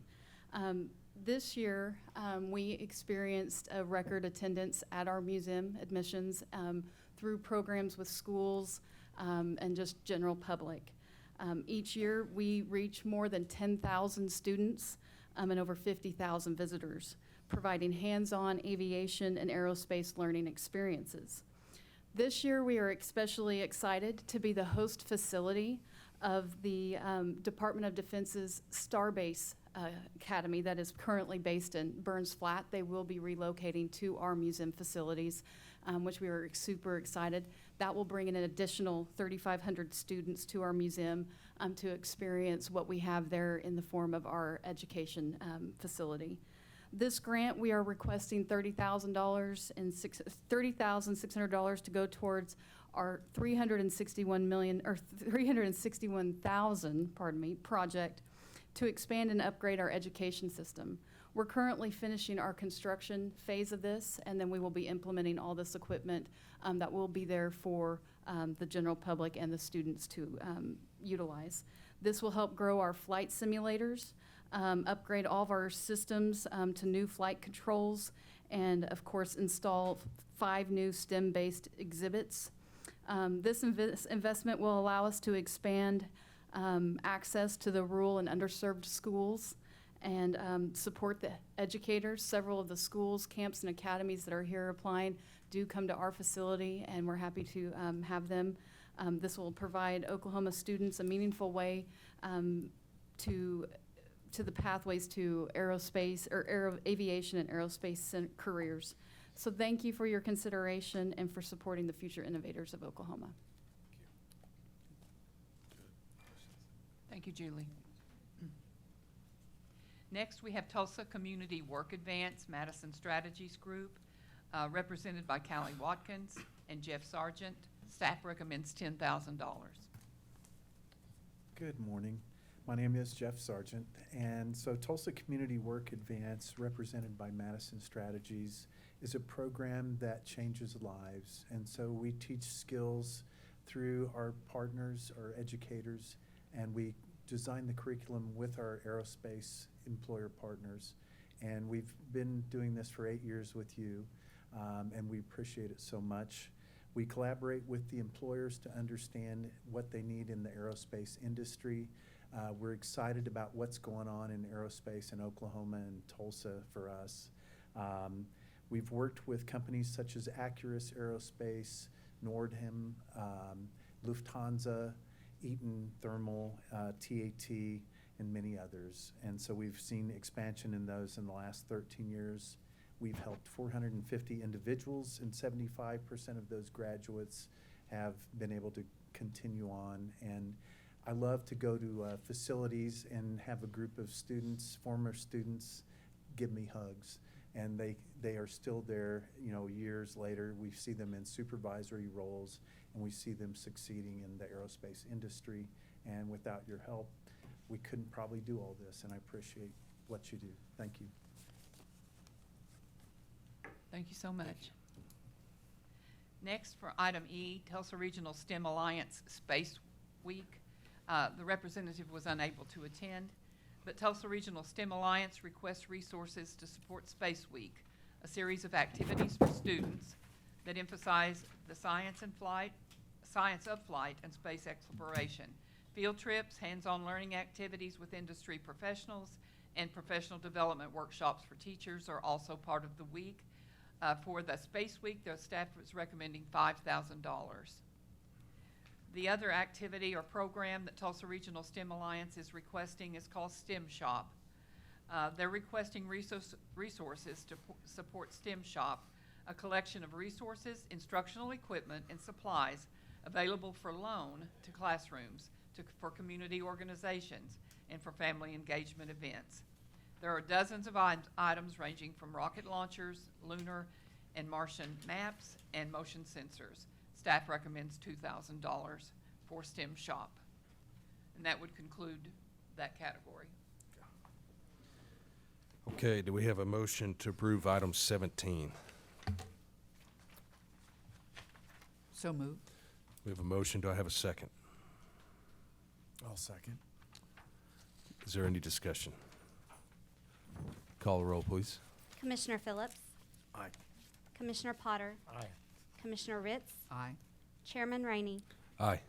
Commissioner Putnam? Aye. Commissioner Hunter? Aye. Commissioner Campbell? Aye. Motion passes. Thank you. Paula, our next order of business is item 18, Aerospace and Aviation Education Grant Program Consent Docket, Other School Programs. Stephanie, you're recognized. Thank you, Chairman. In talking about other school programs, we use the other to refer to those school programs that who seek funding for innovative aerospace experiences, but are separate and apart from our schools that are implementing the AOPA curriculum, just to clarify that. We will begin with Dr. Lana Mowdy, representing Altus Public Schools. Staff recommends $7,000. First, I want to thank you. Last year, we were able to, with your help, implement the after-school drone program with our 5th and 6th graders. Super excited. You can see they absolutely love it. This year, we're expanding into the 7th and 8th grade and intensifying the rigor of the curriculum by going from block coding into Python. They're going to create their own missions and then end with a capstone. Thank you, Dr. Mowdy. Next, we have Blair Elementary STEM as a part of Blair Public Schools. I believe we have Allison Martinez or Superintendent Stacy Davis with us today. Both, actually. Staff recommends $6,098. Thank you for having us today. We are so very excited. Because of this program, we will be able to offer something to our students that wouldn't be possible otherwise. So we will be able to offer for our 4th through 8th grade students aviation concepts, that they begin to understand. We are about 8 miles north of Altus, so they see planes fly every day, but don't understand how that's possible. So this will begin to really teach that to those younger students, and we are so very excited about that. Can I go ahead and talk about the high school, or do I? Not yet. Okay. Yeah. I'll be back. Thank you. Thank you, Superintendent. Next, we have Choctaw Elementary STEM, which is a part of Choctaw-Nakoma Park Schools. Unfortunately, they were unable to be with us today, but they are planning to implement aerospace adventures at Choctaw Elementary, which will be an after-school club that meets regularly to participate in aerospace activities and to prepare for Speed Fest. Funds requested will be used for lab supplies, program shirts, and transportation to Speed Fest. Our staff recommends $2,350. Next, we have Choose Aerospace. We have with us today the Director of Operations for Choose, Kelly Filgo. Staff is recommending $6,600. Good morning. Thank you so much for the opportunity to be here. So Choose Aerospace is a program, we're a nationwide program. Last year we had nearly 1,000 students, but about 60% of those students were right here in Oklahoma, right? So this is the epicenter of Choose Aerospace program, and we're very thankful to the commission for the support that you give us for that. We exist to take the FAA Airman Certification Standards for general subjects, which is about 20% of an A&P school, or Aviation Maintenance Technician School. We bring that curriculum into the high school, and we spread that out over a couple of years, and that helps those students sort of not only get excited and learn about the career, but do actual meaningful content, work towards either entering into a Part 147 school or going directly to work. And now that we've been around for about 4 years, we are seeing students who are doing that. We've got lots of stories that we could tell, but I see many friendly faces to Choose Aerospace in the room, and perhaps I'll let them tell some of those stories. Just want to thank you for the opportunity. And what this grant will do for us is we do an annual summer teacher training. So we trust high school teachers, STEM teachers to do this content, but many of them don't have experience in aviation. So we support them by having training in the summer and, of course, constant support throughout the year. But what these dollars are doing is allowing us to train Oklahoma teachers in Oklahoma. We do this in Tulsa. So that support stays right here. Thank you very much. If you have any questions, I'm happy to answer. Thank you. All right, Thank you, Kelly. Next, we have Dove Science Academy High School. They are represented by Guvanrich Gumiradov, and staff is recommending $2,400. Okay. Dove Science Academy High School is planning an aerial drone after-school program that will offer students the opportunity to learn about aerospace and the use of unmanned aircraft systems. The program plans activities for students to illustrate the intersection between drone technology and the aerospace industry. And they are seeking to purchase drones with the funding. Next, we have Dove Science Academy Middle School, and we have a representative from there. Ridvan Kutlug is with us today, and staff is recommending $2,700. Good morning. My name is Ridvan Kutlug. Thank you for the opportunity to present.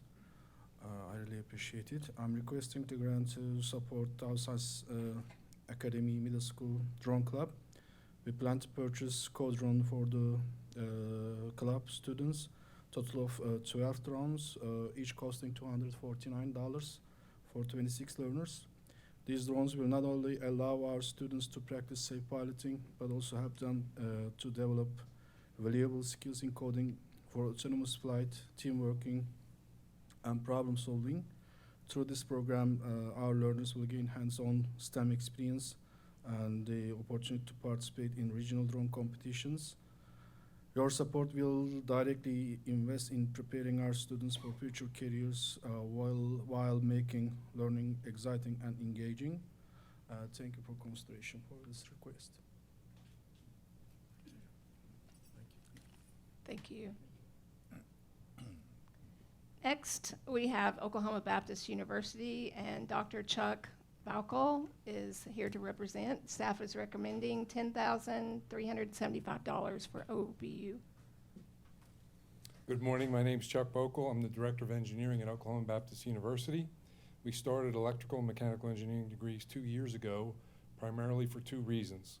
Engineering was the most requested degree that we didn't already have, and secondly, very strong demand from employers, particularly in the aerospace industry. We have 40 students in the program from the first 2 years and added 47 more this fall with classes that started yesterday. Some of those students recently completed internships at Oklahoma aerospace companies.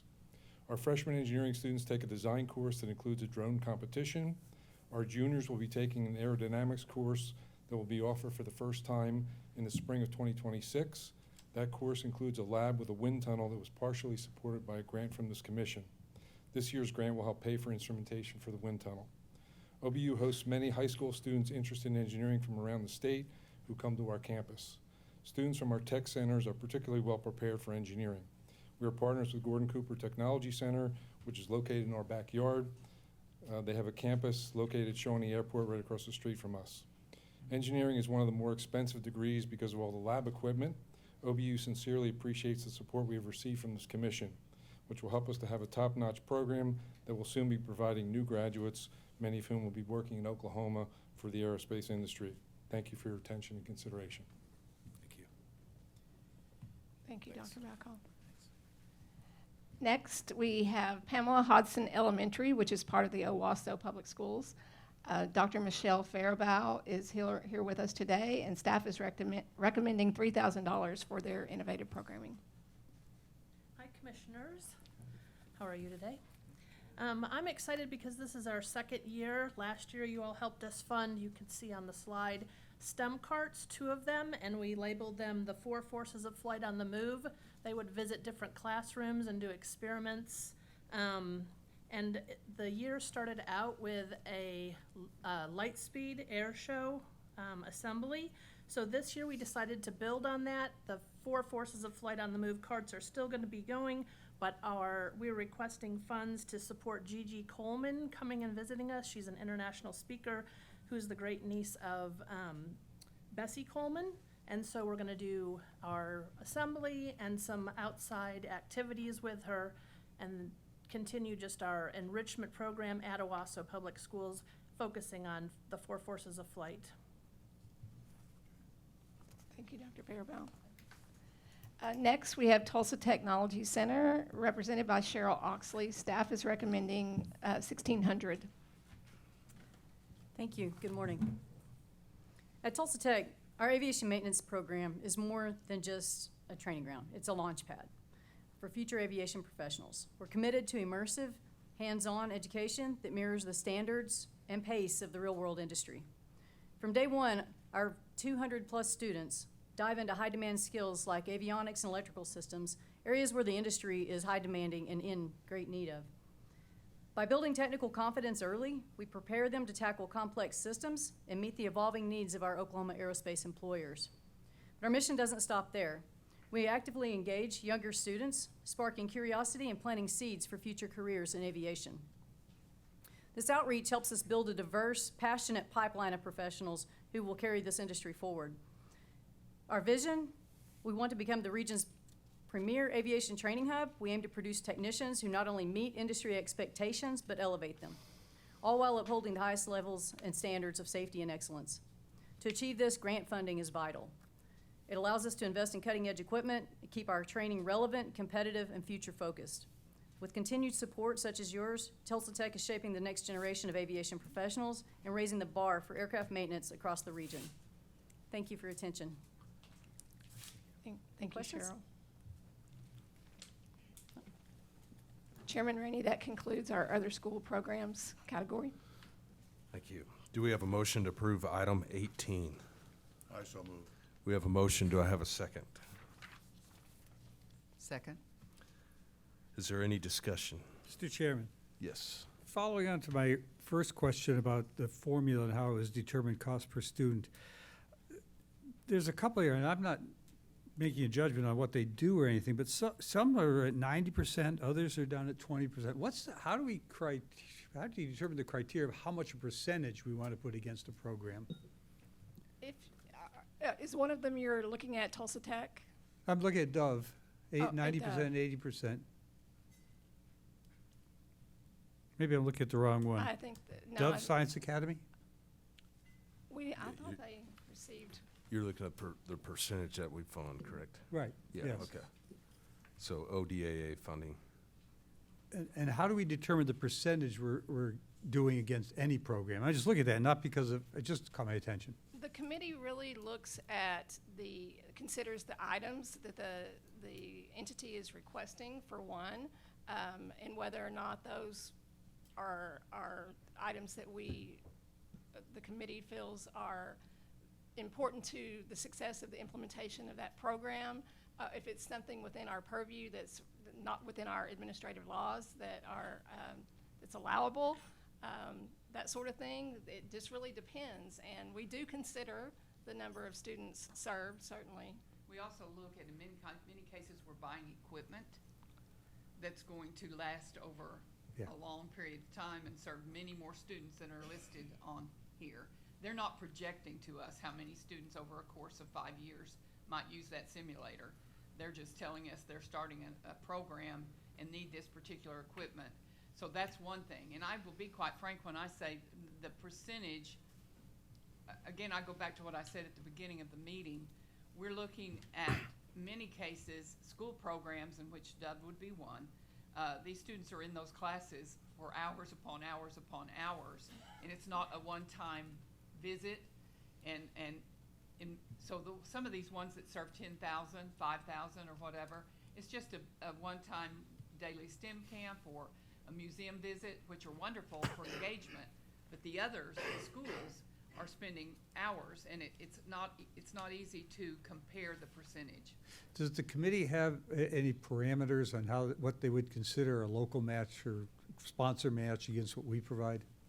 Commissioner, if I may. Yes, sir, Grayson. The two percentages that we are required to do, if it's less than $3,000, we can go up to 90-10. If it's over $3,000, we're capped at 50-50. Okay. From a program budget Okay. standpoint. Yeah. So those are the two that helps. main Thanks. percentages that we work with, Commissioner, Thanks. on the Aero Education program. So that's why you see the smaller programs, we may have a higher percentage of participation on those small programs, because we can go up to that level. That's what I'm saying. And That's- those two that you were helps asking it. about, they are under the under $3,000. Got it, yeah, I did not know that. Yes, Thank you. and so that's a 90-10, yeah. Good question. Okay, is there any further Yes. No. discussion? Okay. Call the roll, please. Commissioner Phillips? Aye. Commissioner Potter? Aye. Commissioner Ritz? Aye. Chairman Rainey? Aye. Commissioner Putnam? Aye. Commissioner Hunter? Commissioner Campbell? Aye. Motion passes. Next, we have item 19, Aerospace and Aviation Education Grant Program Consent Docket. Schools seeking funds to implement the Aircraft Owners and Pilots Association You Can Fly curriculum. Stephanie, please continue. Yes, our first school is the Ada City Schools, represented by Chris Eckler, our teacher. Staff recommends $11,000.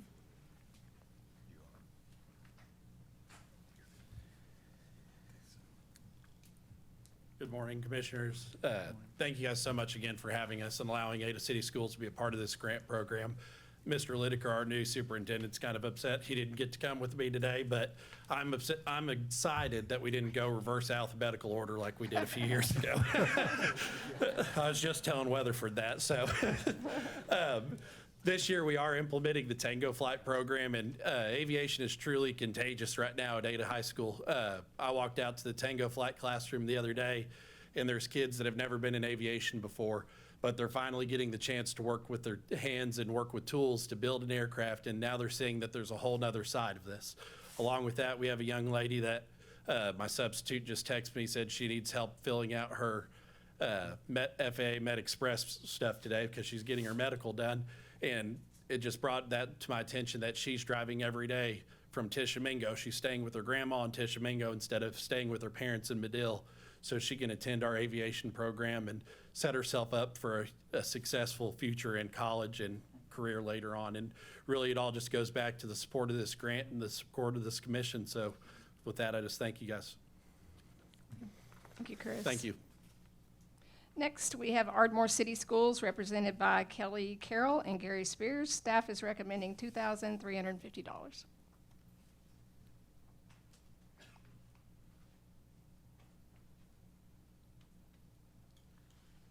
I would like to start off by saying thank you for you guys' support. This is our 4th year doing the AOPA curriculum. The students really enjoy the curriculum, especially the hands-on portion. They love the labs. We had one last year who graduated who is going to OU seeking a pilot's license for commercial. So thank you guys very much. Thank you, Gary. Any questions? Thank you, Kelly. Next, we have Bethany Public Schools, represented by the teacher there, Dan Allen. Staff is recommending $9,550. Morning. On behalf of Bethany Superintendent Dr. Ruben Bellows and Bethany High School Principal Mr. David Jewell, the first thing I wanted to, and our community and most importantly our students, thank you. Thank you for the support. We are in our 2nd year, getting ready to implement our Aviation 1 and 2 program both. Last year was a wonderful year. Not only did we receive our first aviation grant, but we also were recognized as the only high school in Oklahoma to receive the National Blue Ribbon Award. So that was an awesome, exciting opportunity that we were able to share and celebrate together. So now we're going to move on and hopefully build the program. We're excited. Thank you. Thank you, Dan. Next, we have Bixby Public Schools. Bixby is represented by Triton Dansby, and staff is recommending $7,500. Thank you, Commissioners. We really appreciate your support at Bixby Public Schools. We are now offering 3 different classes. We're able to have 4 different sections that we're teaching now. So we have a full-time flight teacher. You could say our program is really taking flight. Easy, yeah. So anyway, we're really excited about the awesome stuff that we're doing at Bixby Public Schools. We're really excited about seeing the students excited about aviation, and we hear from them that that's why they come to school. That's what they're excited about being. And so the work that you've done and the grant that's going to enable us to continue that awesome work, we appreciate it. Thank you very much. Thank you, Triton. Next, we'll hear again from our friends at Blair Public Schools. Superintendent Stacy Davis and Allison Martinez are here. Staff recommends $7,175. Again, I can't thank you enough. This wouldn't be possible for Blair Schools to be offering this to our high school students. Giving these kids the opportunity to see themselves in aviation as a career. That's what we're doing. It's not just about teaching STEM or whatever. I want them to be able to see their future, and this is where it starts, and we greatly appreciate your support in doing that. And we will be teaching AOPA. I taught that for a couple of years. I love the curriculum, and so now I have the opportunity to pass it off to Allison Martinez, and who will be our teacher. So do you guys have any questions? Thank you. Thank you both. Next, we have Bristow Public Schools. Vicki Wilson, the teacher at Bristow, is here with us today, and staff is recommending $10,000. First of all, thank you for letting us all come up here. There's a lot of us out here. So I keep hearing you guys talk about numbers and want to know students, so that's what I wrote down. We have 3 students we have about 500 students in the high school. 3 of them are taking flight lessons currently. 2 of them are working towards their AMP. One of them is actually working in the aviation industry. We've been doing this about 5 years. I started with the AOPA Curriculum 1 class, and we've moved to a full-time aviation program. I'm the teacher for all 6 classes. So I have added 4 pilots that come in and talk to my students. They work directly. They take our students up for flights. I have a 1 AMP retired student gentleman that comes in and works with our students on the AMP program. And then I have 10 second-year students that are in the 2nd year of their aviation ground school. I have 45 first-year students that are getting into the aviation program for the first time. And I have 20 students taking the AMP class. So this grant money helps support those students and give us the materials that they need to be successful. Thank you. Questions? Thank you, Vicki. Next, we have Broken Arrow Public Schools, their Vanguard Academy, and the teacher at Vanguard is Christy Mowry. She's here today. Staff recommends $11,000. So sorry. Oh my gosh. Hi, my name is Christy Mallory. I work at Broken Arrow Vanguard Academy. As you can see at the picture, we have a lot of things that we have going on. This is my 3rd year teaching AOPA, and I want to thank you not only for helping us, but the robotics program, because not only do I teach aviation, but robotics and cybersecurity, so you're helping me in a couple of ways.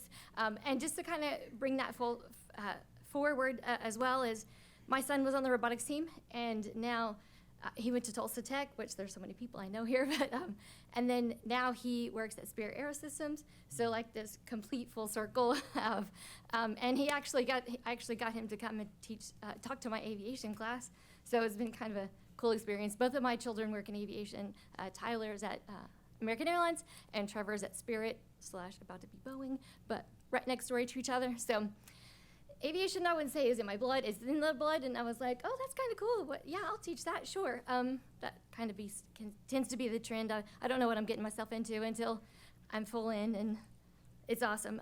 I was able to promote aviation so much that now my last hour class has a waiting list, because I only teach it 1 hour. I have 24 students in that class, and then I was able to bring at least a section of it to the freshman academy. So at Broken Arrow, we're slowly getting there. Like, we're kind of an infant program, and I'm gonna be full in and do everything I possibly can. But anyway, thank you guys so much.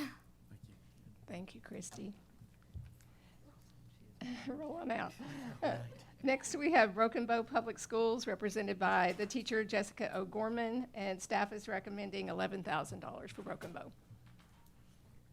Hi, I'm Jessica O'Gorman from Broken Bow Schools. Thanks for having us. We were just approved for a brand new STEM building because we have so many students that are interested in this class. I was just brought in this past year, and we've grown to 4 new classes for aviation, and we just appreciate all of the support we get from y'all. Thank you. Thank you, Jessica. Next, we have Burns Flat Deal City Public Schools, represented by Superintendent Jamie Matuszewski. Staff is recommending $5,250 for Burns Flat. Oh, I'm sorry, it's Danny Britton, the teacher. I forgot Superintendent was not coming, and it's Danny. I Danny's just the new wish I was teacher. Jamie Matuszewski. Good morning, I'm Danny Britton, AOP Director and Instructor for Burns Flat Deal City Public Schools. We're now in our 2nd year of offering the AOPA program at Burns Flat, and this is my 1st year teaching the curriculum. My students are incredibly excited to be a part of this program, whether it's their 1st or 2nd year in AOPA. Currently, I have students interested in both the drone pathway and pilot pathway. To enrich their learning experience, I've reached out to several professionals in both the drone and aviation industries to arrange guest speakers and field trips. I plan to purchase more supplies and equipment, including drones and CPUs for simulators. I'm truly thrilled to be teaching such a timely and relevant curriculum. With Burns Flat being home to both aircraft and drone companies and the spaceport, I'm confident that the knowledge and skills they gain in this class will play a vital role in shaping their future careers in aerospace. Thank you all for what you do to help educate and inspire our future industry leaders and workforce. Thank you, Danny. Next, we have Bing Public Schools, represented by teacher Justin Thompson. The staff is recommending $11,750.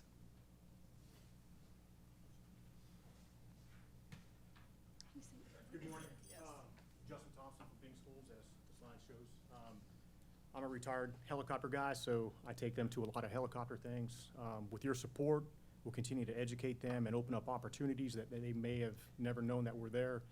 I do like to take trips because we can talk about it in a classroom, but actually getting them in front of industry leaders, like you can kind of see, pilots, representatives from companies is a good thing.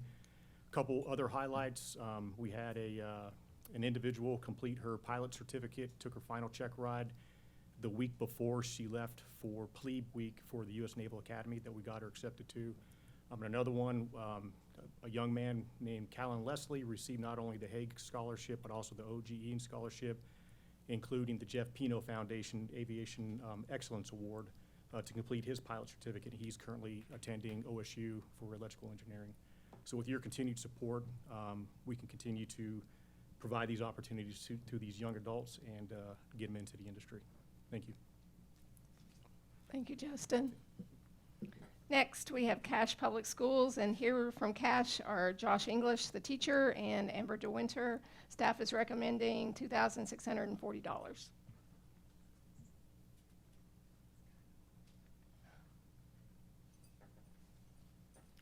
Good morning, Mr. Chairman, Commissioners. I'm Amber DeWinter, STEM Director and Teacher at Cache Public Schools. This is our first time in front of you. We have a baby program in aviation. Stephanie and Paula showed up at our superintendent's office last spring, and he was so excited.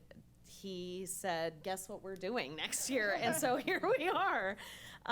We are proud to announce the development of this aviation and aerospace opportunity for our students to strengthen pathways both into higher education and in-demand industries.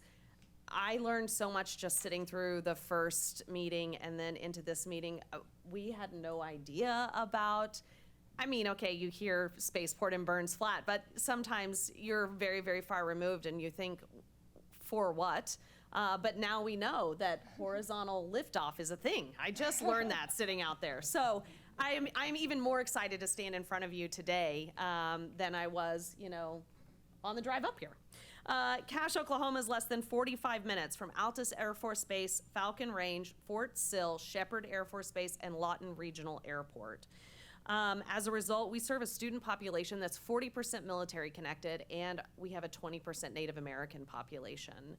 Because of this, some of our matching funds are actually coming from a Department of Defense Education Activity STEM grant that we have in place. It's one of 4 DoD EA grants that we have working for us and with us at Cache Public Schools. We're excited to bring this brand new opportunity to our students. Mr. Josh English is a mechanical engineer turned teacher. We snagged him out of the industry and has spent the last 4 years developing an exceptional engineering design program using SolidWorks and computer-aided drafting and design for students to 3D print models. He's even got a student that has a patent pending right now. So I'm very proud of him. We are happy to have him on staff at Cache Public Schools. So building on his engineering design program, we're going to add the aerospace program with a commitment to provide the best education possible for our students, no matter where they go after graduation. It's not just a new course offering. It represents a strategic alignment between that engineering design process and the drone pathway. We're actually hoping to be able to get our kids to design their own drones and fly them using the 3D printing farm that we have at school. So lots of big plans. Thank you so much for your support. Thank you, Amber. Next, we have Chickasha Public Schools, and they are represented by Melissa Fink. Staff is recommending $8,800 for Chickasha. Thank you. This is our first year we'll be implementing this aviation and aerospace program. We have 20 super excited students to be involved in the program. We're also excited about the local airport partnership we'll have with the Chickasha Municipal Airport. They are on board with us. Our students will be able to help local pilots, mechanics, and aviation professionals for mentoring and networking, and then they get to be involved in community programs like Chickasha's Wings and Wheels Air Show. So we're excited. And we have a really cool Flying Chicks graphic that I just saw that made special for this occasion. Flying Chicks. That's cool. Thank you, Melissa. Next, we have Chisholm Public Schools. They are unable to be here with us today, but Chisholm Longhorn Aviation is planning to offer 4 sections of Aviation 1 and 2 this year, and they are requesting supplies for the implementation of their lab activities in the AOPA curriculum. We are recommending $500 for Chisholm. Claremore Public Schools is represented today by High School Principal Brooke Lee. Staff is recommending $12,225. Good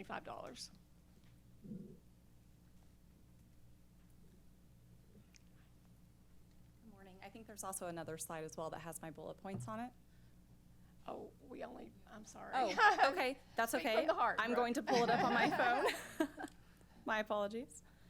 Okay, so welcome, good morning, thank you for having us. My name is Brooke Lee, I am the principal at Claremore High School.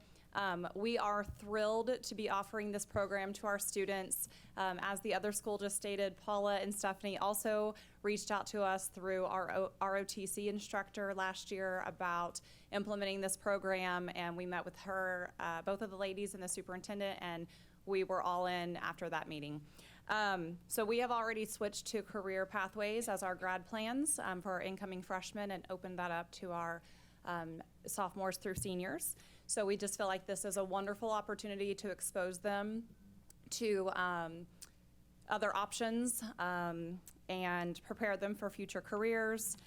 We are looking into partnering with the Claremore Regional Airport and getting them some hands-on experience and hopefully getting kids up in the air. We do have a handful of students who have already earned their Part 107, thank you, drone certifications through our ROTC program and with that instructor. And we just look forward to also educating our students about the rich aviation in Claremore. So, do you all have any questions?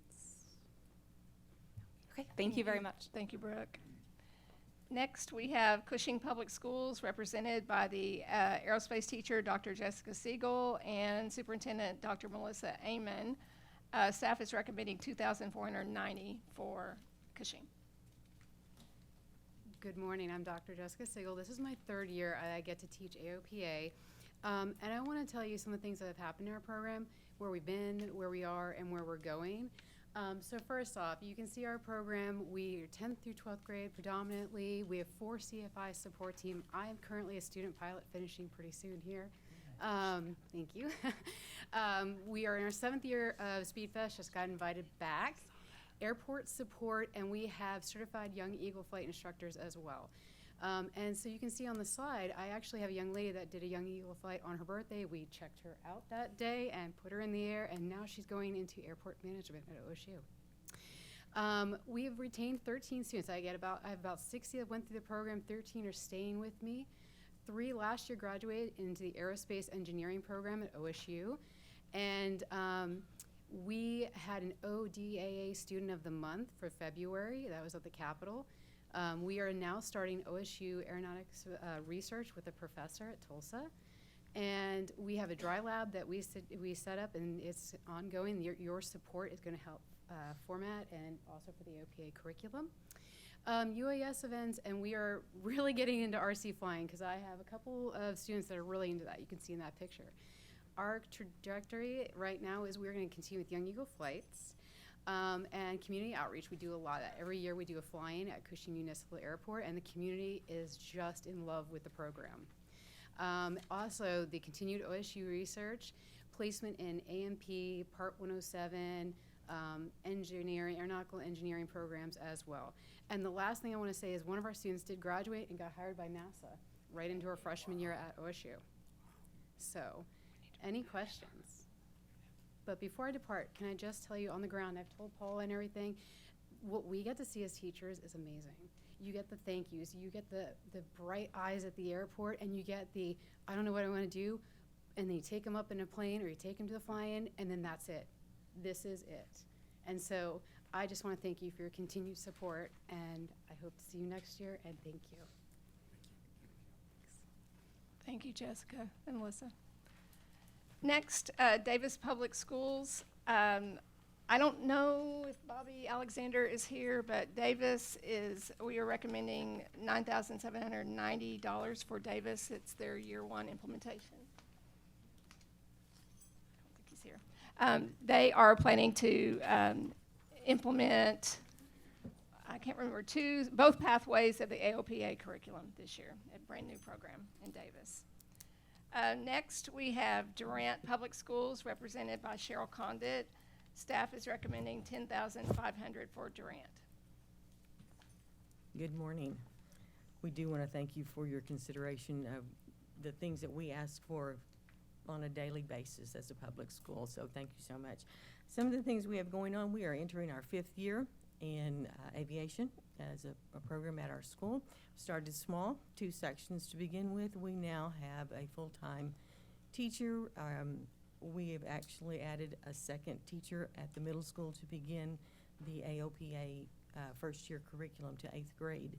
So doubled our enrollment from last year to this year. So we're growing leaps and bounds much quicker than we really expected to do so.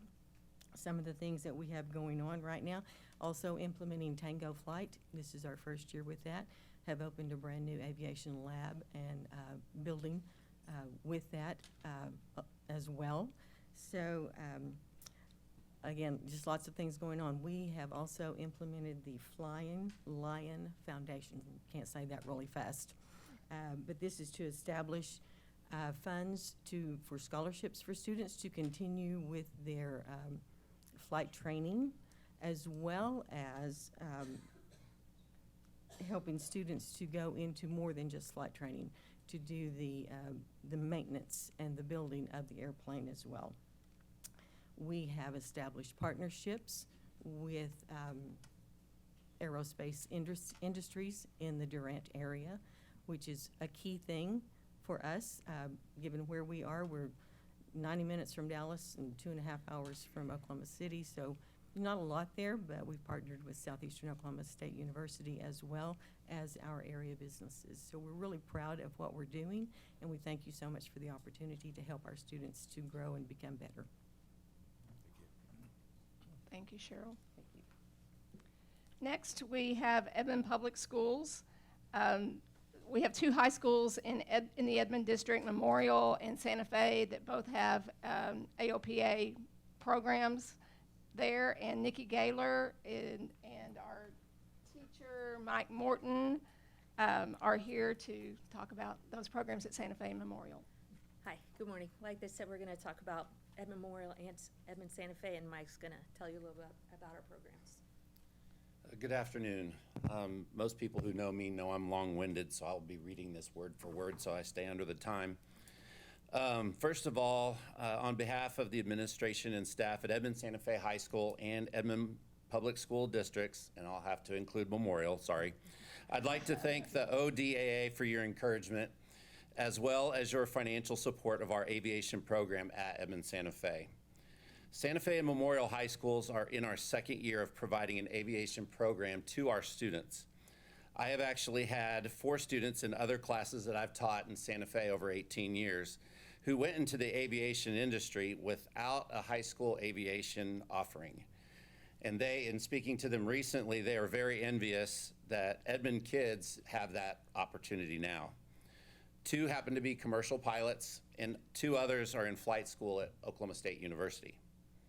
After teaching other subjects at Santa Fe, I'm excited for this opportunity to build this program at my school and to perhaps personally fulfill a long time and lifelong dream of flying myself, not wanting to be Maverick, being a Navy brat. So over the course of the next 2 years, our plan is to add an additional level for our students with the final goal of having seniors graduate with a 4-year investment in the field of aviation, with a further push from us into growing into the career industry, and most importantly, keep them in Oklahoma.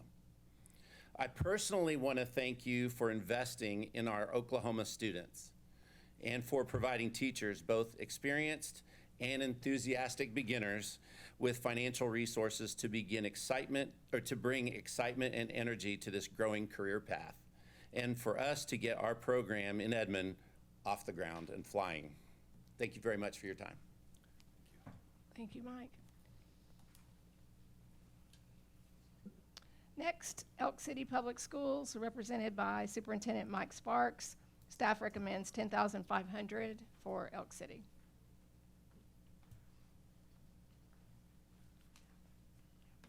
Good morning. This will be our first year to implement the program. I just completed my 4th year at Elk City as a superintendent, and this past spring, Paula and Stephanie found their way to Elk City, Oklahoma, and the timing couldn't have been better. Representative Archer and I live about 2 houses apart, and we've been having conversations for about 1.5 years about how to make this program begin in Elk City. And the timing is so right because of the work that is going on at the spaceport that's in our backyard. In addition, I've had meetings with our city council that is in the process of completing a new hangar at the airport. They believe will open up opportunities for maintenance programs out of jets, small jet planes out of the Dallas-Fort Worth area. Not only that, I've had conversations with engineers from both North Fork and Caddo Electric and how they're using drones to fly their utility lines. In addition, we have 2 former students. One is currently in flight school at Southeastern Oklahoma State University. One is in the flight school at the University of Oklahoma, and a senior this year has informed me that he has been accepted to the flight school at Oklahoma State for the future. So we're excited to start this. When we began down this road, we didn't know who the teacher was going to be. We have secured a teacher that is so excited in developing our kids, and our kids are excited to have it. So appreciate the opportunity to be here. Thank you, Mike. Next, we have Goodwill Public Schools. High school principal Mark Clodfelter is here with us, and staff recommends $4,690 for Goodwill. Hey, good morning. My name is Mark Clodfelter. I'm the pre-K through 12 principal at Goodwill Public School. I'm pretty sure we're the school they were talking about. You guys know limited funding leads to limited opportunities, and at Goodwill, we really struggle with that. So we're synonymous with agriculture. We have a great agriculture program, but we were trying to find a way to expand that, and we couldn't come up with a way. And then I get a phone call from these 2 ladies, and they're like, hey, we're coming to Goodwill. And I couldn't believe that to begin with, because that's a long way out there. But they gave us not only an opportunity in a program, but an opportunity potentially for funding to make it happen. So with that, we decided to start it up. We only have about 65 people in our high school, but I've got 17 of them in this class. They are super jazzed about it. I've got everything from seniors, I've got 2 seniors, 2 juniors, down to mostly freshmen. And I'm telling you, they come in every day and are just like, man, I couldn't wait to get the last hour to get here. So I'm telling you, the things that you're making possible by this grant for us is outstanding, and hopefully some of these days you'll see some Goodwill students in the aviation career for Oklahoma. Thank you. Thank you, Mark. And he is not only the pre-K through 12 principal, but the teacher also of this program. So he's wearing lots of hats. Thank you so much. Thank you. Next, we have Guyman Public Schools, represented by the, I don't know that he's here, Chris Gurna, staff. Oh, is he? Good. Thank you. Welcome, Chris. Wouldn't miss it. Staff recommends $6,200 for Guyman. Thank you very much for having me here. I might have misunderstood the assignment a little bit. I put like 7 slides on mine, so I kind of meant to go through that, but I think I've got them in my memory pretty well. Guyman is the center part of the Panhandle out there. We've got about 12,000 people in our community, and we have a very diverse community out there. Our job opportunities in the region have to do with agriculture, as well as logistics, and a number of other things as well. So we have a number of different cultures that are part of our community in our school regularly. Over 8 different languages are spoken. Yo hablo solamente poquito español. I try to bring multiple languages into the classroom and accommodate as much as I can for as many different individuals. I myself was active with aviation when I was really young. I got to go to a number of camps through the Oklahoma Aerospace and Science Technology Education Center. Unfortunately, I quit doing that when I was about 16 years old and haven't been involved with aviation since then, so I'm very excited to have this opportunity. It's interesting for me, and my personal passion and interest in it is going to definitely help these kids become interested and be active in what we're doing. I'm very active with the school. I'm a bus driver, and I know a lot of people in the community. I've definitely driven a lot of interest in this program, and want to make it as successful as I possibly can. I really appreciate every bit of opportunity that you guys provide for me and everybody else here. And I'm also going to be working with Mr. Clodfelter. I don't know if he left already from Goodwill. He's just a few miles away from us. He actually won a simulator machine at the last meeting that we went to, and we've already talked about combining schools together to maybe have like competitions and things like that and work together on some things. Guyman is really kind of a cultural hub. We have Goodwill, the university, Panhandle State University, is about 10 miles away from us, and we have Seward County Community College, and most people from our high school will go to one of those 2 places, and so it's really good to be active with the people that are representing those institutions as well, too. So, any questions for me? All right, thank you so much. You guys have a great day. Excellent. Thank you, Chris. Next, we have Hayworth Public Schools, represented by their teacher, Brian Wall. Staff is recommending $10,000 for Hayworth.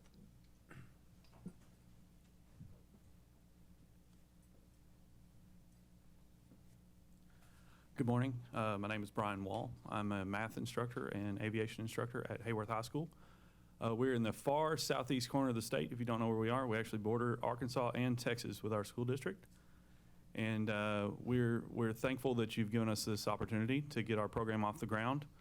This is our first year doing it. We are offering 2 sections of the AOPA Year 1 curriculum as well as a drone technology class.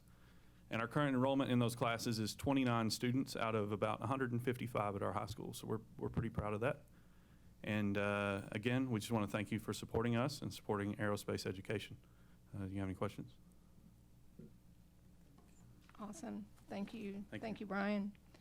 Next, we have Hilldale Public Schools, represented by the high school principal, Josh Nixon. Staff is recommending $11,000 for Hilldale. Good morning. Just want to echo the sentiments of my fellow educators and thanking you guys for allowing us to be here. We're also going to be a beginner program. We set up the pre-enrollment last May, hoping to have 1 section of Aerospace 1, and the response was very overwhelming, so we were offering 2 sections this year. And the teacher that's going to be doing that has already been out to Davis Field Regional Airport and setting up a partnership with them. We're about 2 miles from them, and so we're going to partner with them, and they're going to have us out for different things this year. So thank you guys very much. We appreciate this opportunity, and our students are very excited, looking forward to this as well. Thank you. Thank you, Josh. Next, we have Hugo Public Schools, represented by teacher Tanner Trent, and staff is recommending $7,200 for Hugo.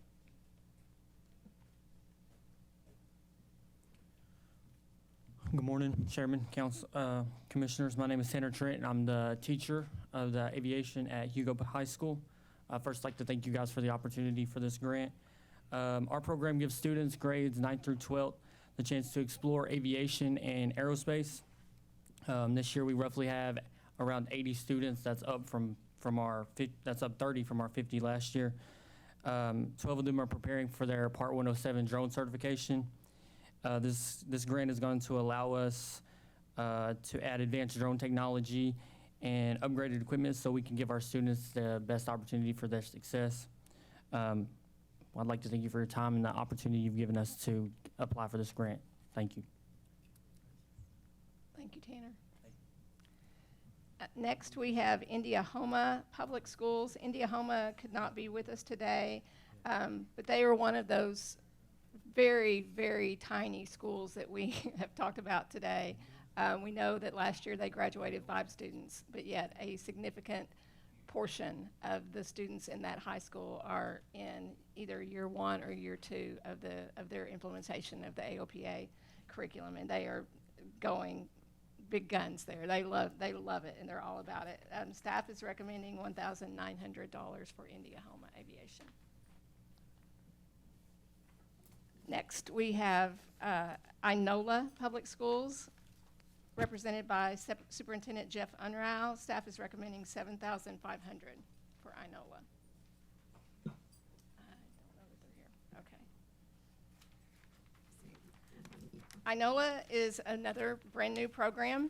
They are implementing Longhorn Aviation this year with the implementation of the AOPA curriculum. They are requesting a flight simulator and drones for both pathways of the program there. Staff is recommending $7,500 for Inola. Next, we have Jinx Public Schools, and they are represented by Ellen Van Oy, and staff is recommending $13,300 for Jinx. Hello. We know that air support is crucial, and often when we think about aerospace education, we stereotype the students that align with math, science, or STEM.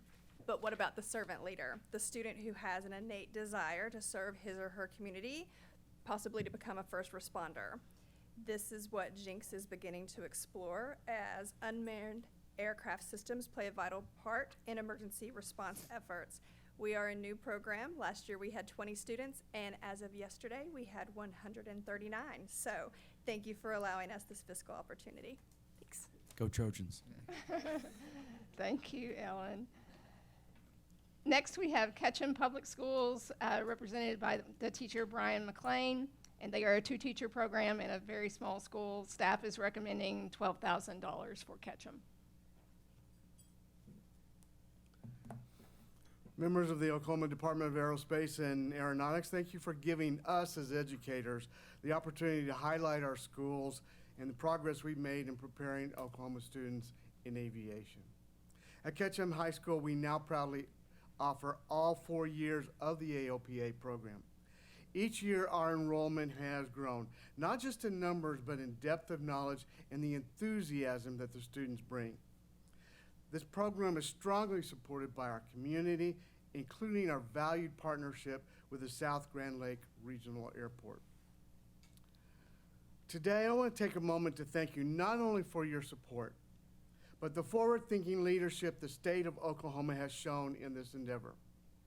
After 30 years in industry and manufacturing business, I entered education with one purpose: to connect students with the world beyond the classroom and give them a glimpse of real careers where their skills matter.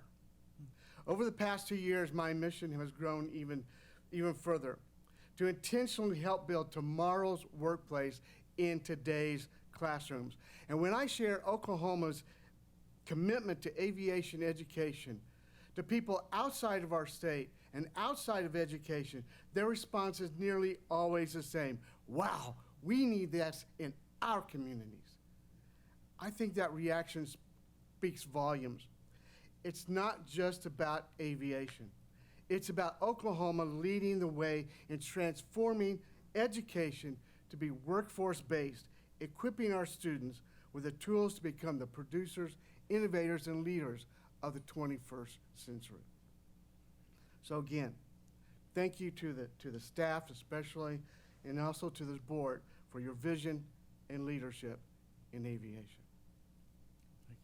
Thank you. Thank you, Brian. Amen. That says it all. Next, we have Kingston Public Schools, and they are represented by Wesley Burnett. Staff is recommending $7,450 for Kingston. Good morning, Mr. Chairman, Commissioners. Thank you for your consideration and this opportunity to be here. My name is Wesley Burnett with Kingston Public Schools, and we are beginning our second year in the AOPA and the aviation program. We've got a teacher who's been a lifelong aviation enthusiast who has had his private pilot's license for some time, that was teaching other classes, and we kind of poached him over for this, and his excitement just really generates through the program, and it really makes the kids excited, and it's kind of rejuvenated him even as a teacher. But we're starting our second year with plans to continue this almost into a standalone program as the years go by and we get more and more kids involved. But I just want to thank you for your partnership. Thank you for this opportunity. And anytime we can create career pathways for our students, we are interested. And again, thank you for this opportunity and your help. Thank you. Thank you, Wesley. Next, we have Laverne Public Schools. Laverne could not be with us today, but they are planning to implement aviation year one of the AOPA curriculum, their brand new program. And the funding they are requesting would purchase a flight simulator, classroom supplies, and drones. Staff is recommending $9,950 for Laverne's new program. Next, we have Lawton Public Schools, represented by Diana Landau, and staff is recommending $12,500 for Lawton.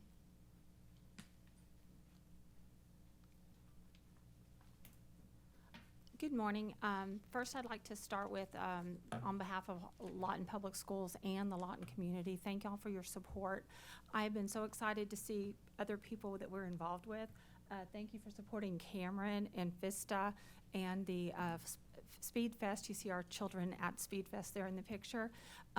Because you support those Cameron University and Vista with those summer programs, we are expanding our aviation program. So Lawton Public Schools has the Life Ready Center, and we are starting the Aviation Academy there, and that is what this funding is going to go for. The classroom grant you gave us for the wind tunnels, and this for the flight simulators. So we have a very excited teacher, and Lawton is very excited about aviation, as you can tell from Cameron, and they are a longtime partner with us, and we appreciate their support of our students and y'all's support of our kids too. Thank you. Thank you, Diana. Next, we have Lexington Public Schools, and the teacher, Brian Stinseth, is here with us today. Staff is recommending $7,000 for Lexington Aviation. Good morning. I went through training in June over at Rose State College. And I remember Paula saying one thing when we were all in the group. When you go up and to accept your award or your grant and all that, make it a minute and a half, basically say, thank you for the money, and leave. So I'm going to add a little bit more to that. I'm going to add a little bit more to that. This year, I'm the only teacher for Lexington. Lexington's a small high school. And I'm teaching Aviation 1, Aviation 2, Aviation 3.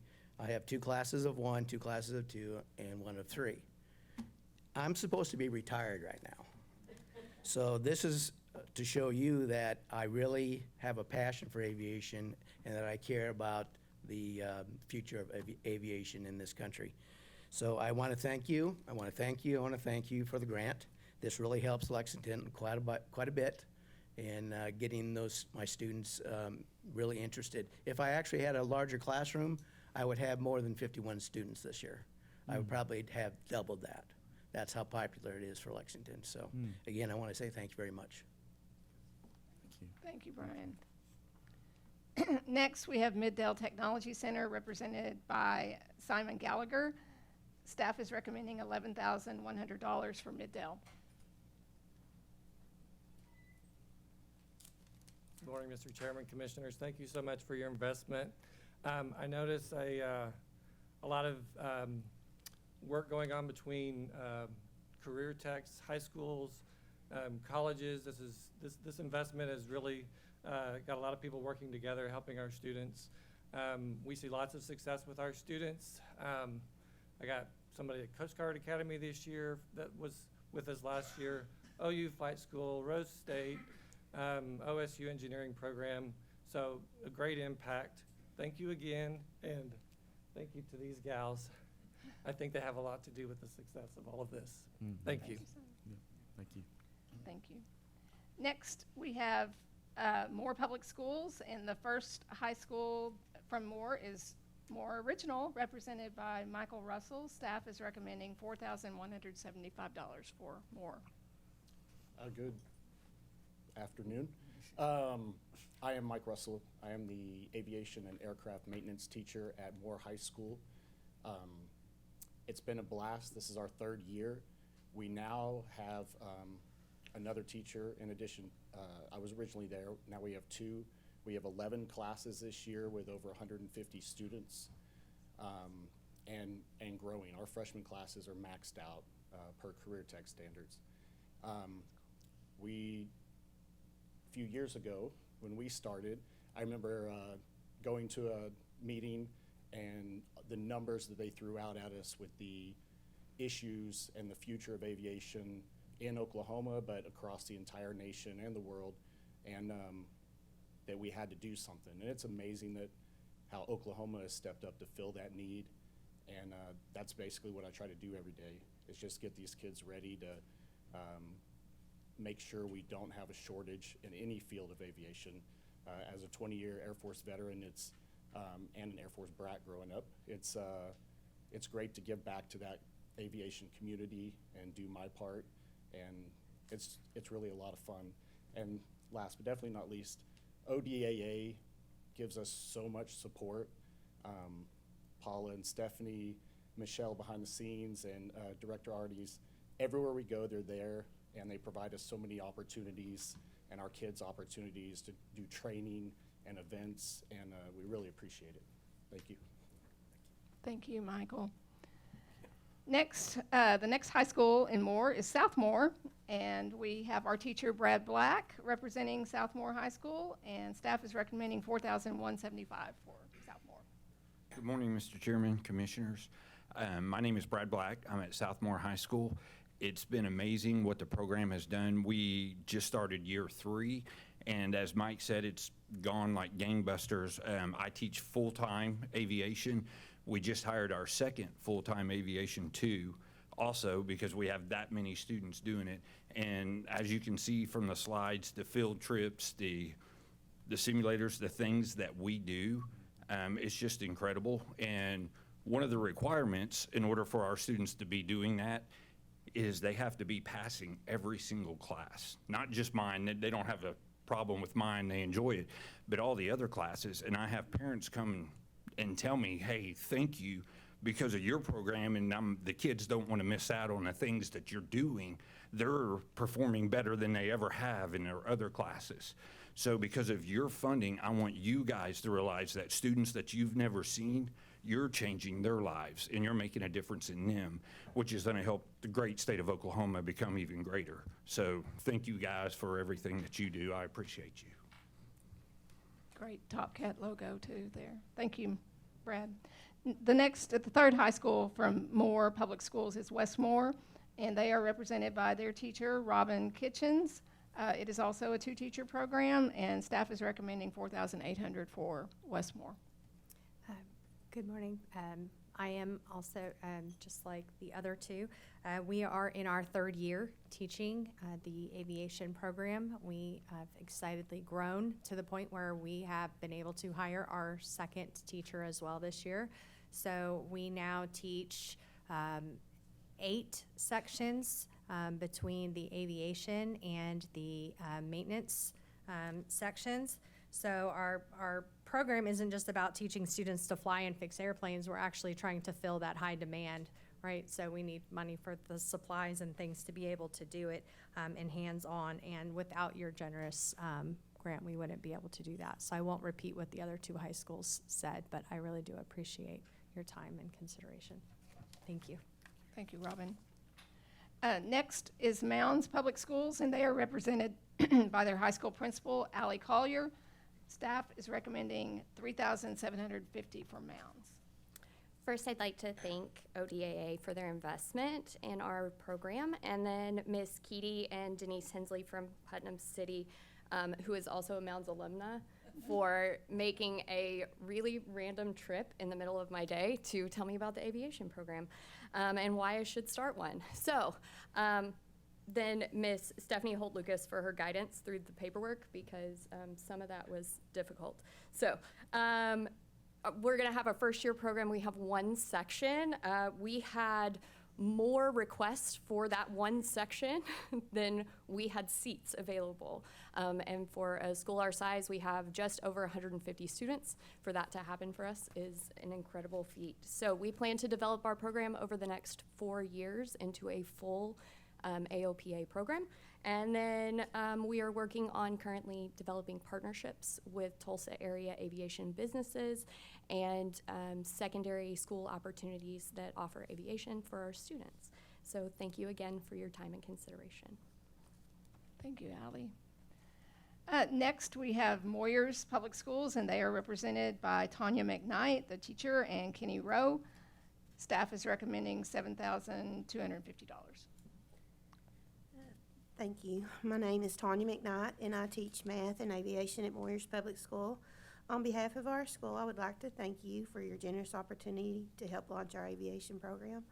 This is also our third year, and we are very, very small, less than 50 students in 9 to 12. And the first year we had 5 students, and now we have about 15, which doesn't seem like a lot, but we can only teach it 1 hour a day. And by the time the kids get through the 4 years, most of the kids in our school will have gone through it, at least 1 or 2 years of it. So I think that's very important that they're all exposed to it. Our goal is to not only introduce students to the field of aviation, but to also equip them with practical skills they can use in our community after graduation. We do not live nearby any larger airports. So our goal was to focus on the drone program. Choctaw Nation is like 30 minutes away, their big drone facility. We've toured that, and the kids loved it. So I'm just hoping to give our kids something that they can use, because most of them stay in our community. They hardly get out of Push County. So that's what I'm hoping, is for them to have the skills to be able to use this. Thank you. Thank you, Tanya. Next is Mustang Public Schools, represented by their aviation teacher, Gary Knowles. Staff recommends $8,450 for Mustang.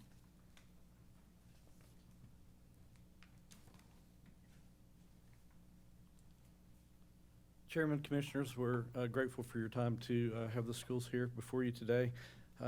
Director Arties, your tireless Aero Ed staff that has created this amazing momentum throughout our great state is fun to be a part of. I always say a win for each of us is a win for all of us. So thank you to my colleagues.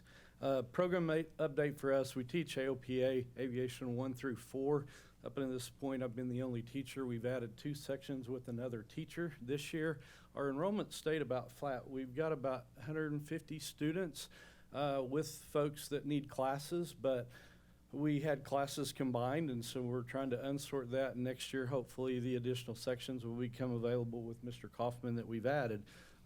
We have about 15 to 20 students with our technology center partner, Canadian Valley, so they're working on aviation maintenance, half days at the high school, junior, senior year over there, so we're really proud of that. The other thing that we do is STEM outreach, and so for the last 3 years, we've done STEM outreach down to 4th grade to reach them. We started with paper airplanes, and then we went to foam rockets. And so we're going to extend foam rocketry with the 4th graders this year. We're going to try to get them involved in a scientific payload contest to go along with that, to go along with our high-powered rocketry. Something that we did last year is I had 9 students in Aviation 4. One of those was pilot that finished about January and is at OU now in commercial pilot. But we had some engineers, and they weren't going to fly, and so what do you do with them? So we found a high-powered rocketry program. The state of Texas has a 4-year high-powered rocketry program with Systems Go, where they've been doing that for like 30 years. And so we were the first school in Oklahoma, hopefully, to lead Oklahoma into high-powered rocketry. It really matches with the OSIDA visit that we had here earlier in the state of the state. So we launched a 1-pound payload, a mile high, on a 3-inch diameter, 8.5 foot tall, 14-pound rocket last year. And this is not follow directions thing. This is, you start with the park, and we were at the park. The kids do 3 generations. They learn that. At the end, we have this thing. We don't fuel it, so we're safe in that sense. But we go to Texas to launch, and so the first mission is one pound 1 mile.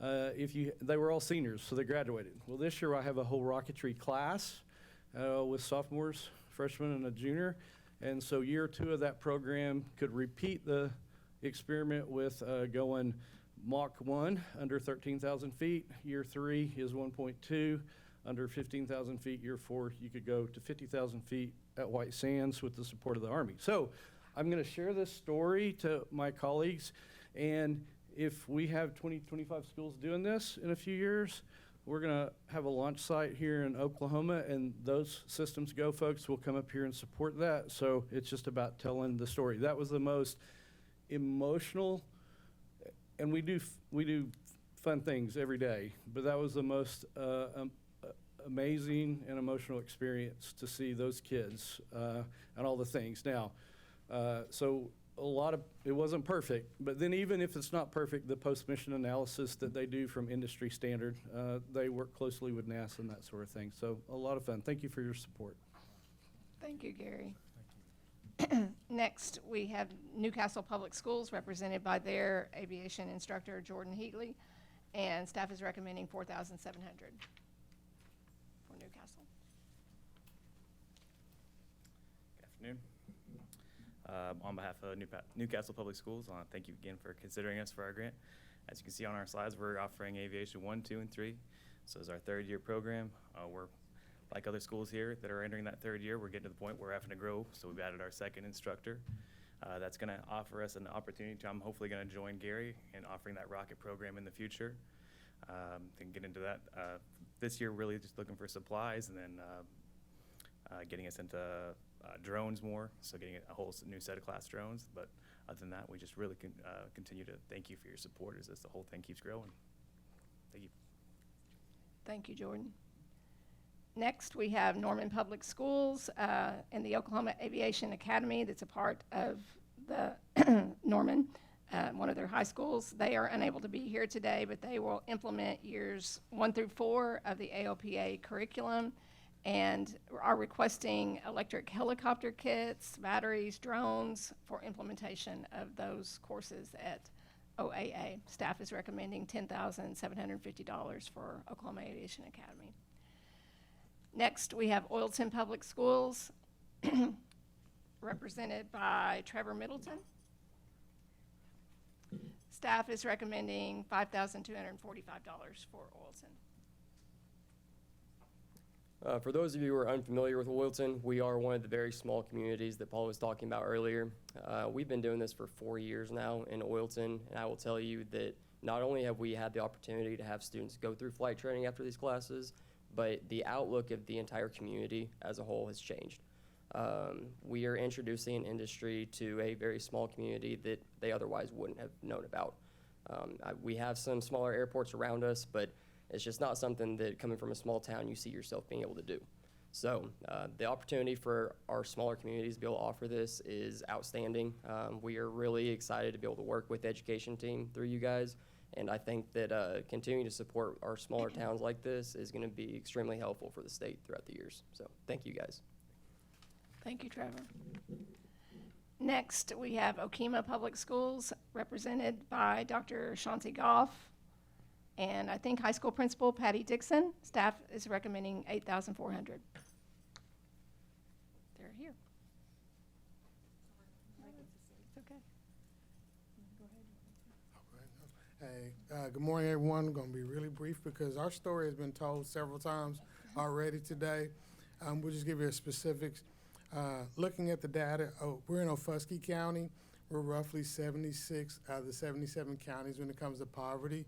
So, and being such a small town, a lot of the things that we do are centered around the community. So we have a responsibility to our students and to our community. So we're constantly looking for opportunities for our students. And just to make it personal, a couple years ago during our career fair, we had an air medic come down, and their sessions were packed. And we noticed an opportunity we noticed where a lot of interest was with students wanting to go into aviation as far as flight attendants and pilots and everything, but we didn't have the opportunity. So with our leadership, like Principal Dixon here, constantly looking for opportunities for our students, we just wanted to say thank you for the opportunity to stand here in a few years and say, hey, look what we did, and we finally have students that have graduated from a school in Oklahoma, and thank you for the opportunity to provide that opportunity. Thank you. Thank you, Dr. Goff and Ms. Dixon.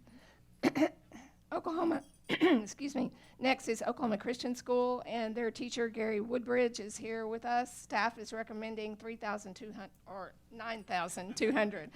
Sorry. For Oklahoma Christian School. Hi, I'm Gary Woodbridge. I teach both aviation and computer science at Oklahoma Christian School. This is our second year implementing the program. I've had a number of students who've continued on through the program, and they really enjoy it, and I want to thank you for your support of our program. In fact, most of my students in my second year program will be turning 16 by the end of the spring semester. So they have all want to work on their Part 107 commercial drone license. So we'll be doing that, kind of switching up the curriculum, but that's something that they wanted to do. So, and we've covered aerospace, mechanical engineering. We've had students, even before this program, coming out of OCS, go into engineering and aviation here in Oklahoma. And we have 2 graduates that are also, one's going to be a Marine aviator and one's in the Navy. So CS has a pretty good history of working with aviation. So, any questions? Awesome. Thank you, Thank Gary. you again. Next, we have Oklahoma City Public Schools. Our first high school from Oklahoma City Public is with us, and we'll be implementing the AOPA curriculum this year. John Marshall Enterprise High School, represented by their high school principal, Rosh Connor. Staff is recommending $11,000. First, I'd like to open with a thank you for having us here today. It's been great to hear what's going on in Oklahoma. As a former design engineer for NASA and the daughter of an airplane mechanic for the U.S. Air Force and the proud mom of an OU senior, and I want to say they're 4th in this nation rated, who would like to be an aviation instructor, and the proud principal of a student who was awarded the Aircraft Mechanic Award from Metro Tech. I want to say that we are excited at John Marshall to be having this partnership opportunity to grow in our community. Our families are excited that we will have students graduating with a personal pilot license, as well as drone certification, and on a track if they continue to become air traffic controllers into an 18-month training program. We are excited that we are offering this the first year, and we have 2 teachers that came out of the woodwork, love the training, and we have over 50 students in our program so far. We've taken our bond issue money, and we are building a 20,000 square foot building to house this program. So we are contributing to our workforce here in Oklahoma, and we thank you for your support in doing so. Do you have any questions? Thank you. Very good. Thank you. Thank you, Rosh. Awesome. Next, we have P91 Chase, represented by teacher Christian Noble. Staff is recommending $4,500. Hi, good afternoon, Chairman Rainey, Commissioners. Thank you. My name is Christian Noble, and I'm a proud representative of P91 Chase Aviation, which is a combination of homeschool co-ops in a local community, Oklahoma City greater area. We are now teaching all 4 levels of the AOP curriculum, and with your contribution, we will continue to offer the same opportunities that public schools offer to the homeschool communities. We have about 30 students, all of which got to go fly this past year, which was a great accomplishment. And we currently have 2 students that are working with a local drone show business, doing drone light shows in the community. Thank you. Thank you, Christian. Next, we have Pawhuska Public Schools. High school principal Braun Williams is here to talk about their program. Staff is recommending $10,500 for Pawhuska. Hello, my name is Tanner Kyler. I am the STEM and aviation teacher at Pawhuska High School. We have a pretty young program. It's starting its 4th year.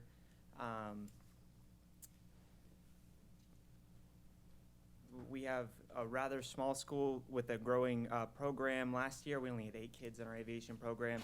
This year, we've more than doubled. We are at 25 kids. And so that's where I would say most of this money is needed, is to get enough drone parts and other things for the kids to be able to all get involved and get the education that they deserve. Because a lot of these kids are having to share drones and share parts and do that kind of stuff. Because the program is growing pretty rapid, we also would like to go to more trips and field trips and stuff. So,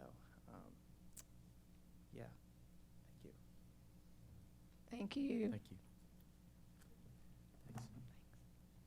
Next, we have Perry Public Schools, represented by Amanda Wilson. Staff recommends $6,500 for Perry. Hi, I'm Amanda Wilson. I am the STEM director for Perry Public Schools. Last year was our first year for an aviation program, and like so many others have said, it has taken off like we couldn't believe. We have added the 2nd year this year. We are proud to say we had a 100% return rate of our students that took year 1 and are starting year 2. So you previously heard from our local tiny but mighty airport manager, Terrence Hewlett, and he's been an incredible partner for our class and our students and making things possible. The other items you see on the screen, the simulator and the drones and the drone cage, were made possible by you. So thank you for that, and we look forward to continuing this project. Thank you, Amanda. Next, we have Pryor Public Schools, represented by one of their teachers, Tammy Rowland. Staff is recommending $12,750 for Pryor. Good afternoon. My name's Tammy Rowland. I'm the Aviation 1 teacher at Pryor. We are one of the first schools to implement the AOPA curriculum. We're entering our 9th year. This is my 4th year to teach aviation. We are an aviation school of excellence. We have a 4-year program, 4 different pathways. They can do manned flight, unmanned flight, A&P mechanic through our Tango. It's year 3 of our RV-12 build. We have our 2nd plane ready to start, and aerospace engineering. Of our 2025 graduates, we have one who is the ODAA Student of the Year, one entering OU, and one entering OSU, both to get their private pilot license. 2 have their Part 107 license. 3 were just hired over the summer by Nordam in Tulsa. 2 have entered OSU Engineering, 1 OSU Aerospace Administration and Operations. And last year, we added a new segment for after-school programs with our rocket drone racing team, and we are leading the state in developing that, not curriculum, but implementing the Racing League here in Oklahoma. And I'd like to thank you so much on behalf of Pryor for all that you have done for our aviation program. On a personal note, as a mother, my son entered Aviation 1 as a freshman. No idea what he wanted to do with his life. He has since then graduated. He has his Part 107. He started a drone company so that he can get paid. He has entered OSU to their aeronautical and mechanical aviation, and he was the Student of the Year for ODAA. So I thank you on a personal level and as a mother for what you are doing for the students here in Oklahoma. Thank you. Thank you, Tammy. Next, we have Purcell Public Schools, Corinne Breidinger, and who's the teacher, and high school principal Jason Sanders are here. And staff recommends $10,000 for Purcell, the Flying Dragons. Good morning. I would like to say thank you on behalf of Purcell Public Schools and the Flying Dragons. We are beginning our 3rd year and have our first group of students ready to take their Part 107 exam at the end of the year. And I look forward to a point in time, thanks to your generosity, that we are able to come back with those numbers like Pryor and Ada and get to really see the impact of what everybody's doing around the state. So thank you so much for your time and your consideration. Thank you, Corinne. Next, we have Putnam City Aviation, represented by Denise Hensley. Staff is recommending $12,000 for Putnam City Schools. Good morning. We are beginning our 4th year at Putnam City Schools. We are housed at Wiley Post Airport on the 2nd floor of the FAA building, which now looks terrific because we received a facilities grant last year. So I invite you to come and look at what's going on anytime. We have 4 pathways in our aviation academy, and currently we are the only aviation academy in the state of Oklahoma that is housed at an airport, but we also are 3 hours in the morning and 3 hours in the afternoon. So we're a little bit kind of career techie like that. So our kids make a huge commitment to come and stay with us for 3 years.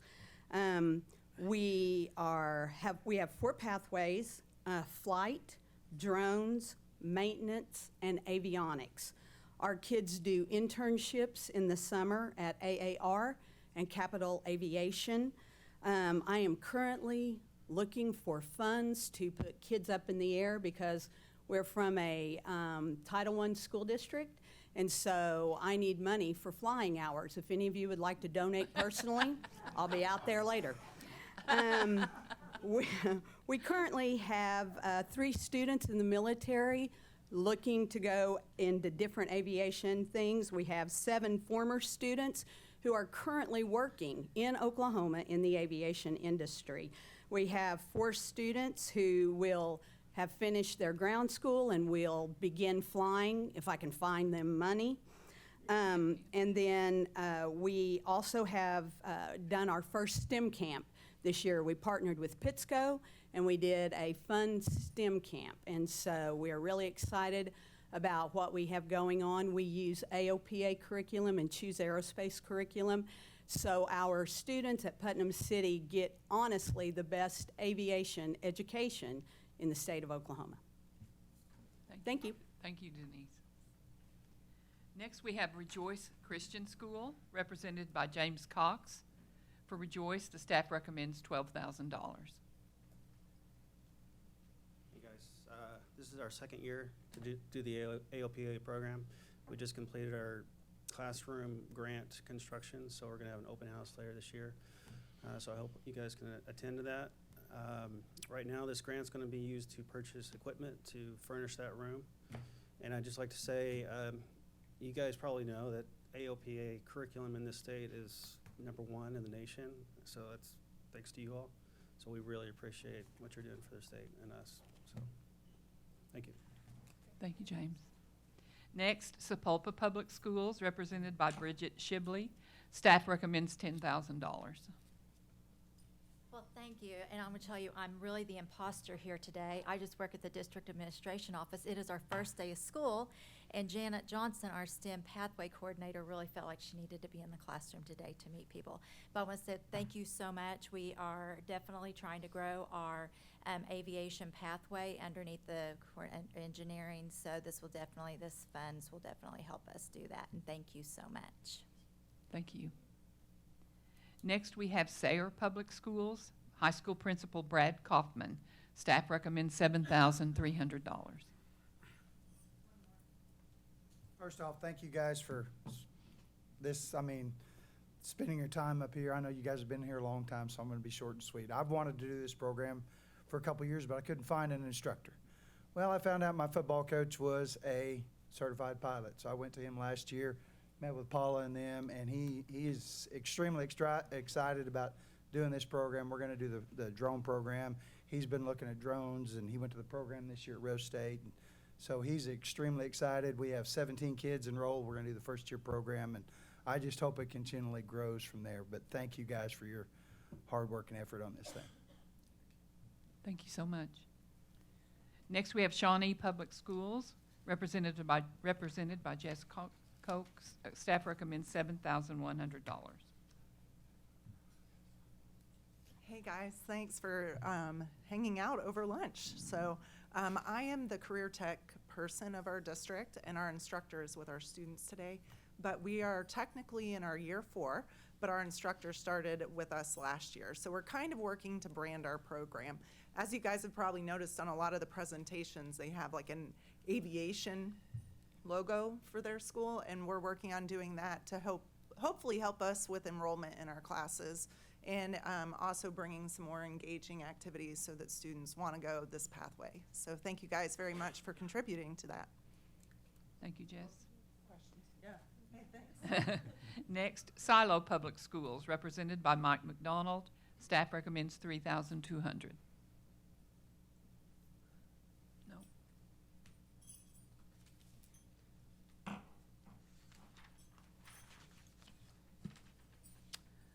Silo High School plans to implement years 1 and 2 of the AOPA curriculum and is requesting flight controls, AOPA supplies, and a desktop simulator and software. Staff recommends $3,200.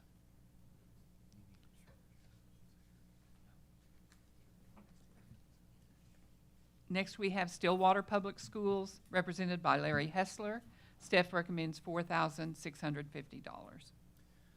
Hello, I'm the chair of the math department at Stillwater, and I'm also one of 2 aviation teachers. We're in our 3rd year, but since we're on a block schedule, we're in our 2nd year of teaching 1 through 4. And I've got about 80 students in 2 through 4 this year. We also have a new high school going up across the street, so your funding is going to help us put some things in both those aviation rooms. We appreciate it. Thank you. Thank you, Larry. Next, we have Stratford Public Schools, represented by Stephen Shaw. Staff recommends $9,450. Hey, good morning. On behalf of Stratford, we appreciate the critical support and resources for our new program. In addition to AOPA, we are incorporating Science of Hope curriculum developed by OU's Dr. Chan Hellman to help students redefine belief systems and empower them to pursue their goals. And just yesterday, a student said, I wish we could use our cell phones to record flying these drones so they could send it to their friends at another school, say our school is better than theirs. So something seems to be working, and we appreciate the support. Thank you, Stephen. Next, Stroud Public Schools Superintendent Joe Ventul. Staff recommends $6,300.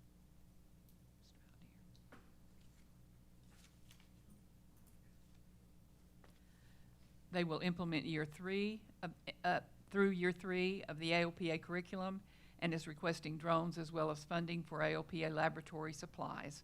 Again, staff recommends $6,300. Next, we have Tahlequah Public Schools, High School Principal Mark Jordan.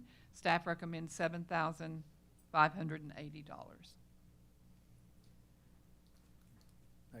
Thank you all for the grant awarding. We have 29 students in our aviation program, and we're still trying to get it. We've got 2 great instructors, and so we're really excited about what we're doing and working towards drone certification. That's going to be our focus. So thank you. Thank you, Mark. Next, Tishomingo Public Schools, represented by Lindsay McCarter. Staff recommends $7,600. Hello, Commissioners, and thank you for the opportunity to speak with you today. My name is Lindsay McCarter. I am serving as College and Career Coordinator at Tishomingo High School, as well as I am entering my first year as aviation teacher. We are launching it. This is the first of its kind, aviation and aerospace program for our students grades 9 through 12. Our rural district does not belong to a career tech consortium, which has historically limited our students' access to specialized pathways, and so this grant will change that. Our objective is simple but powerful. It's to prepare students for the 21st century workforce in Oklahoma's second leading career industry, aerospace. Our first year, we aim to serve 20 students and build towards certifications like the FAA Part 107 Remote Pilots Certificate and Private Pilot Knowledge Test. Our goal is to build strong partnerships with Southeastern Oklahoma State University to connect career exploration and to keep our own students. I learned today that we have a student driving from Tishomingo to Ada High School, so that's another goal for sure. On behalf of our students and our parents, our administrators, and myself, thank you. Thank you for making aviation take part in Tishomingo. Thank you so much, Lindsay. Next, we have Tri-County Technology Center, Austin Shipman. Staff recommends $9,400.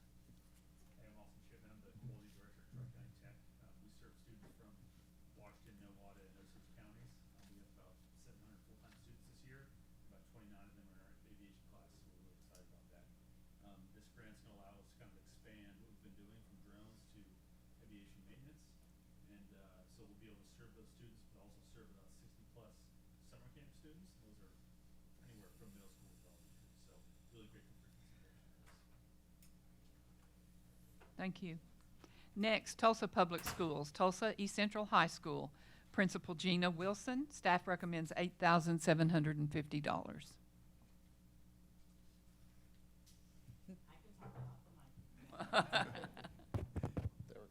Thank you. I just want to say thank you to the commission. Just thank you so much for everything. We are going into our first year of AOPA, but our 4th year of Choose Aerospace. So I'm excited for the students to graduate. They've earned 10 out of their 12 industry recognized certifications.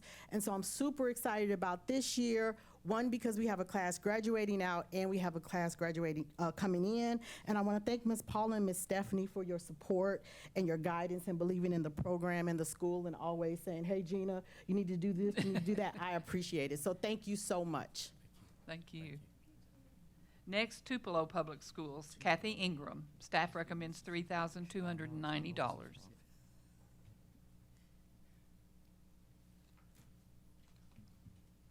I just want to thank you so much for the grant funds that you have offered to our school. We, too, are a very small school district, and for years, I watched Ada schools as they implemented their aviation program. Was very envious of that. So now with the help of Paula and with your help, now Tupelo has that same opportunity, and we thank you. Thank you so much, Kathy. Next, Union Public Schools, Tulsa Union. Dr. Kenneth Miller, Executive Director of Secondary Education. Staff recommends $14,500. Mr. Chairman, Commissioners, thank you for your time today, and just wanted to highlight some of the growth that we've had with our program over the last 2 years and into the 3rd year of implementation. We've got 265 students that we're serving now and have 3 full-time teachers with several established pathways, a private pilot, the drone pathway, helicopter pilot pathway, air traffic controller pathway, and this year the Choose Aerospace Maintenance pathway. So excited to offer tons of opportunities for our kiddos, and just grateful for the support and being able to make those opportunities possible. And just wanted to highlight the outcomes there. We did kind of some analysis on the students that were enrolling in our programs, and certainly attendance has been an issue for schools across the nation and here in Oklahoma as well. Our students across all demographic areas have demonstrated better attendance rates that are a part of this program when compared to their peers that aren't a part of the aviation program. So engagement at its finest, and we couldn't do all the incredible things without the support of this commission, and with Paula, we appreciate, and Stephanie, all the support that we've received. I'd also like to advocate for my later end of the alphabet Yes. folks that we switch We'll this. flip it, We'll yeah. flip it next year. Thank you. You're not UConn at least, right? Thank you. Next, we have Veneta Public Schools Superintendent Gabe Schmidt. Staff recommends, okay, it's not here, $8,700. Okay. Veneta plans to begin its aviation programming by offering year 1 of the AOPA pathway and is requesting flight simulators, drones, and professional development for teachers. Again, staff recommends $8,700. Next, Watauga Public Schools, Lauren Coleman, high school principal, and Steve Lake. Staff recommends $9,000. Mr. Chairman, Commissioners, Director, staff, my name's Stephen Lake. I'm a lifelong citizen, dad, grandpa, mechanical engineer, private pilot, educator, among other things, born, raised, and educated right here in the great state of Oklahoma. But I want to say thank you to everyone in the front part of this room, and our fellow educators behind me, for this reason, most especially as a dad and a grandpa. My dad and his brothers, he had 5 brothers, there were 6 boys, all received either bachelor's or advanced technical degrees in physics or engineering. And most of them scattered across the United States because they couldn't work in Oklahoma when they graduated in the 60s and the 70s. Or if they could, it was difficult. You had oil was your main pipeline, so to speak, for a technical career, and then there wasn't a lot beyond that. So they scattered to the wind: Ohio, Georgia, Alabama, Texas. And when I was graduating in the 90s with a mechanical engineering degree from OU, my uncles told me, you should have gone ag or oil if you want to stay in Oklahoma. You're going to have to leave. In the 90s, it was possible to stay here in Oklahoma with an engineering degree, and I was able to. There were other offers to go into oil or other industries in other states, and I'm an Okie. I wanted to be in Oklahoma, so I chose to stay here. Because of the work, not only inside or for education, but outside of education that this body does, there are things happening now that weren't possible when I graduated from college. I can now tell my students at Watauga High School, go into aviation, come be a part of this thing that's growing and expanding and is so exciting in Oklahoma. I can tell them that because of the work of you all and your predecessors, okay? So, thank you. As a dad and a grandpa, I can tell my kids, you can stay in Oklahoma if you want to and have a great career and a great life. A little bit about our program. The data I'm going to give you didn't even exist when this slide was made a few days ago. First week of school, schedules all get mixed up. I said 17 enrolled, we have 23, not 17. We were a new program in 2024. This is our 2nd year. And this year, we're going to have 3 classes of aviation through the AOPA's You Can Fly program: Aviation 1, Aviation 2, and Aviation 4. And our results, I have 1 private pilot that received his certificate this past summer, who's now in commercial aviation school at Southeastern Oklahoma State University, and he intends to be an airline pilot. I have 1 committed to aviation maintenance, absolutely committed, he's senior, and he's already talking to the school he's going to go to. He knows where he's headed. I have 4 seniors committed to Part 107 drone certificates this semester It's their part of their senior project. They're going to receive it this semester, and then they give me a business plan in the second semester, how they implement it and how they make it real in their lives and they use it. I have 2 aspiring pilots behind them and then 1 aspiring engineer. So it's a great day to be an Eagle, and we're really proud of those kids. The grant funds will go to support additional drones, an additional simulator, classroom supplies, and attendance at the AOPA STEM Symposium in Indianapolis this year. We thank you for your support. Thank you so much. Appreciate it. Next, Weatherford Public Schools, represented by Ronnie Fleming. Staff recommends $8,400. Oh, it's Doug. I'm not that old. Yeah, it's Doug Gunselman, sorry. No, you're good. Good afternoon. Weatherford has a lot of great things going on with our aviation program. This year we'll offer Aviation 1, 2, 3, and 4 with 175 students, including an aviation maintenance class, which is in year 2. We choose aerospace for that maintenance class. Last year, all of our kids that were in that class took the Certified Aircraft Electronics Technician test and passed, which we're very proud of them for that. We bring all of our kids out to the Stafford Air and Space Museum, and we have our aviation students kind of help guide them and kind of run that sort of space camp for all of our sites. We have 1,500 students that end up coming out through the airport during the school year. Southwestern has been a great partner for us. Last year, we were able to offer 6 credit hours for Aviation 3, going towards an associate's in aerospace, so we appreciate them for that. 27% of our high school students are involved in an aviation program of some sort. And then in the morning before school, you'll see band and football practicing, but also we have our aviation maintenance kids showing up before school and working on their class so they can have more time. So we're very enthusiastic about it and appreciate your support. Thank you. Thank you, Doug. Next, William Bradford Christian School, represented by Julie Bryant. Staff recommends $1,870. Good afternoon. We are a small school in Pryor, Oklahoma, and my students were extremely envious of the Pryor program that's been implemented for the last 9 years. My husband is an aviation teacher at Pryor, and I am the administrator at William Bradford, and I said, why can't our kids do this? So Paula and Stephanie came and talked to me, and I'm going to be teaching it. So I've flown with my husband plenty of times, but I'm not actually a pilot. But AOPA has made this curriculum available, and it's free for our school. And we also won a simulator at our AOPA conference that we had this summer. So we have just this year offered electives for our kids because they've never had that opportunity, at least in the last few years. So we have 28 high school students, and I have 25 7th and 8th grade students coming up. So I have 5 students currently that are taking the class this year, 3 8th graders and 2 9th graders and 3 8th graders. And so, and a teacher that's sitting in the class with me that's like, I'm getting my pilot's license. So actually I have 6 students if I count him. So we're super excited about getting to do this for our kids, and I'm looking forward to how we grow in the future. So thank you so much for helping us get our feet off the ground and being able to offer this to our students. Thank you, Julie. Next up, Wilson Public Schools, Claudia LaBeth.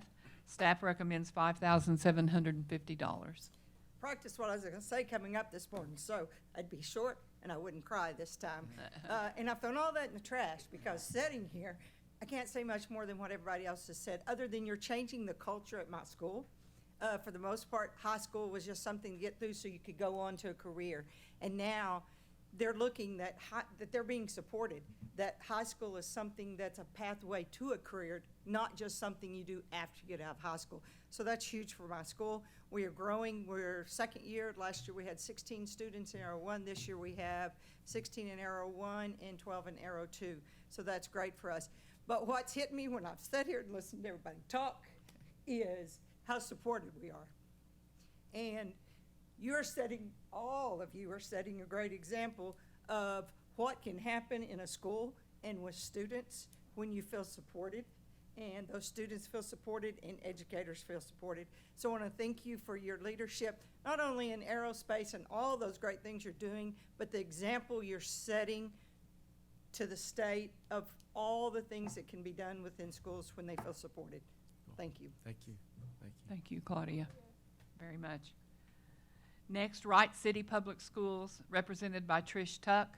Staff recommends $5,850. I just want to thank you for your support. We are starting year 3 of our program. We've hit some milestones this year. Myself and 2 students have passed our Part 107 test, and I have a high school senior who has applied to Southeastern's aviation program, and I had 6 students go on a discovery flight. So thank you for your support. We appreciate you. Thank you. Next, Wyandotte Public Schools, represented by Dana Morissette. Staff recommends $9,625. Chairman and Commissioners, I just want to thank you for giving me the opportunity every chance that you do to come and brag on the program that has been made possible by the Oklahoma Department of Aerospace and Aeronautics Commission and your support. We're getting ready to start our 4th year, and I wanted to add pictures that showed quantitative and qualitative data that shows the success of our program. First off, as far as qualitative, you can look at the pictures and see the fun that we have as we do our aviation, but we do take it very seriously. So when I go on to quantitative data, we have 75 students enrolled this year, and our high school is 260 students. So that's 29% of our students that are being exposed to aviation education. We did have our first student pass his Part 107. He had come from a different school system just because we were, as a freshman, just because we were offering aviation. So there are so many successes that we see. We also, the last thing that I use as a measure of success is that of our 24 freshmen that started with us in Aviation 1, we still have, who had no idea what they were even getting into, we still have 12 who are finishing, so that's 50% of our freshman students have continued on, and half are getting their drone and half are getting their pilot. So we are super excited, and we thank you, and we make use of every single dollar that is given to us for our program, so we thank you. And we also thank the Oklahoma Department of Aerospace and Aeronautics for all you do. Thank you. Thank you. Thank you, Dana. And last but not least, we'll bring up Yukon High School. And before Brian gets here, would you allow me to say, look at what you've done. Look at what you've done. If you can't sit here, I know you're tired, but if you can't sit here and be excited about what's going on in Oklahoma, you see Yukon Aviation, you see Flying Lions, you see Flying Tigers, you see everywhere. And if, as an old educator, these things were not possible before. They were not. Schools were wondering where they were going to find a math textbook, much less offer aviation programs. And so this is your work, and I echo what all of the people here have said. It's because of you that you're changing the tenor of education in Oklahoma, not just aviation education period. And we're seeing it every day. So, Brian, sorry, I had to say that, and we're going to end. We're going to end with Yukon High School, and we're excited about their work. Thank you. You can only imagine how excited you are to see me. My name is Brian Jarrett, Yukon High School. I just started my 3rd year of our 4th year of our program. We've seen a steady stream of students come through. There's so many that are excited just at the aviation aspect. I've had the pleasure of seeing 6 different kids take flight. We had one get his private pilot's license in May. He wants to go on to be a commercial pilot. Another one got his drone license last semester. One just told me yesterday she's ready to solo. Hopefully she'll solo this week, so that's exciting. And another one's in flight training as well. So it's really exciting, and it is because of all you guys and your support. It's been amazing. I try to show them as many different avenues into aviation and different careers as I can. I have different folks come in and talk to us from different industries, and pilots, logistics people, whatever in aviation, and I want them to know they can stay right here in Oklahoma, and that's what we try to do. I've had several that are interested in helicopter aviation. Our former teacher was a helicopter pilot, and I think that inspired some of them. So I've been looking at another pathway to try to get helicopter aviation in there. I brought back information from Oklahoma Helicopter Day just this past week to the students, passed it out. OU has the helicopter program now. They're really excited about that, so they'd be really excited to see a helicopter flight simulator added to our new building that we're having. So we're getting a brand new aviation STEM room at UConn, and we're real excited about that. Our admin is super supportive, and they're going to front the other 2/3 of the bill for the helicopter simulator. So we're real excited, and I just want to say thank you to everybody. Questions? Thank you, Brian. All right, thank you, guys.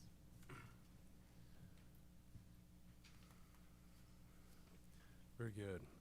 Do we have a motion to approve item 19? Absolutely.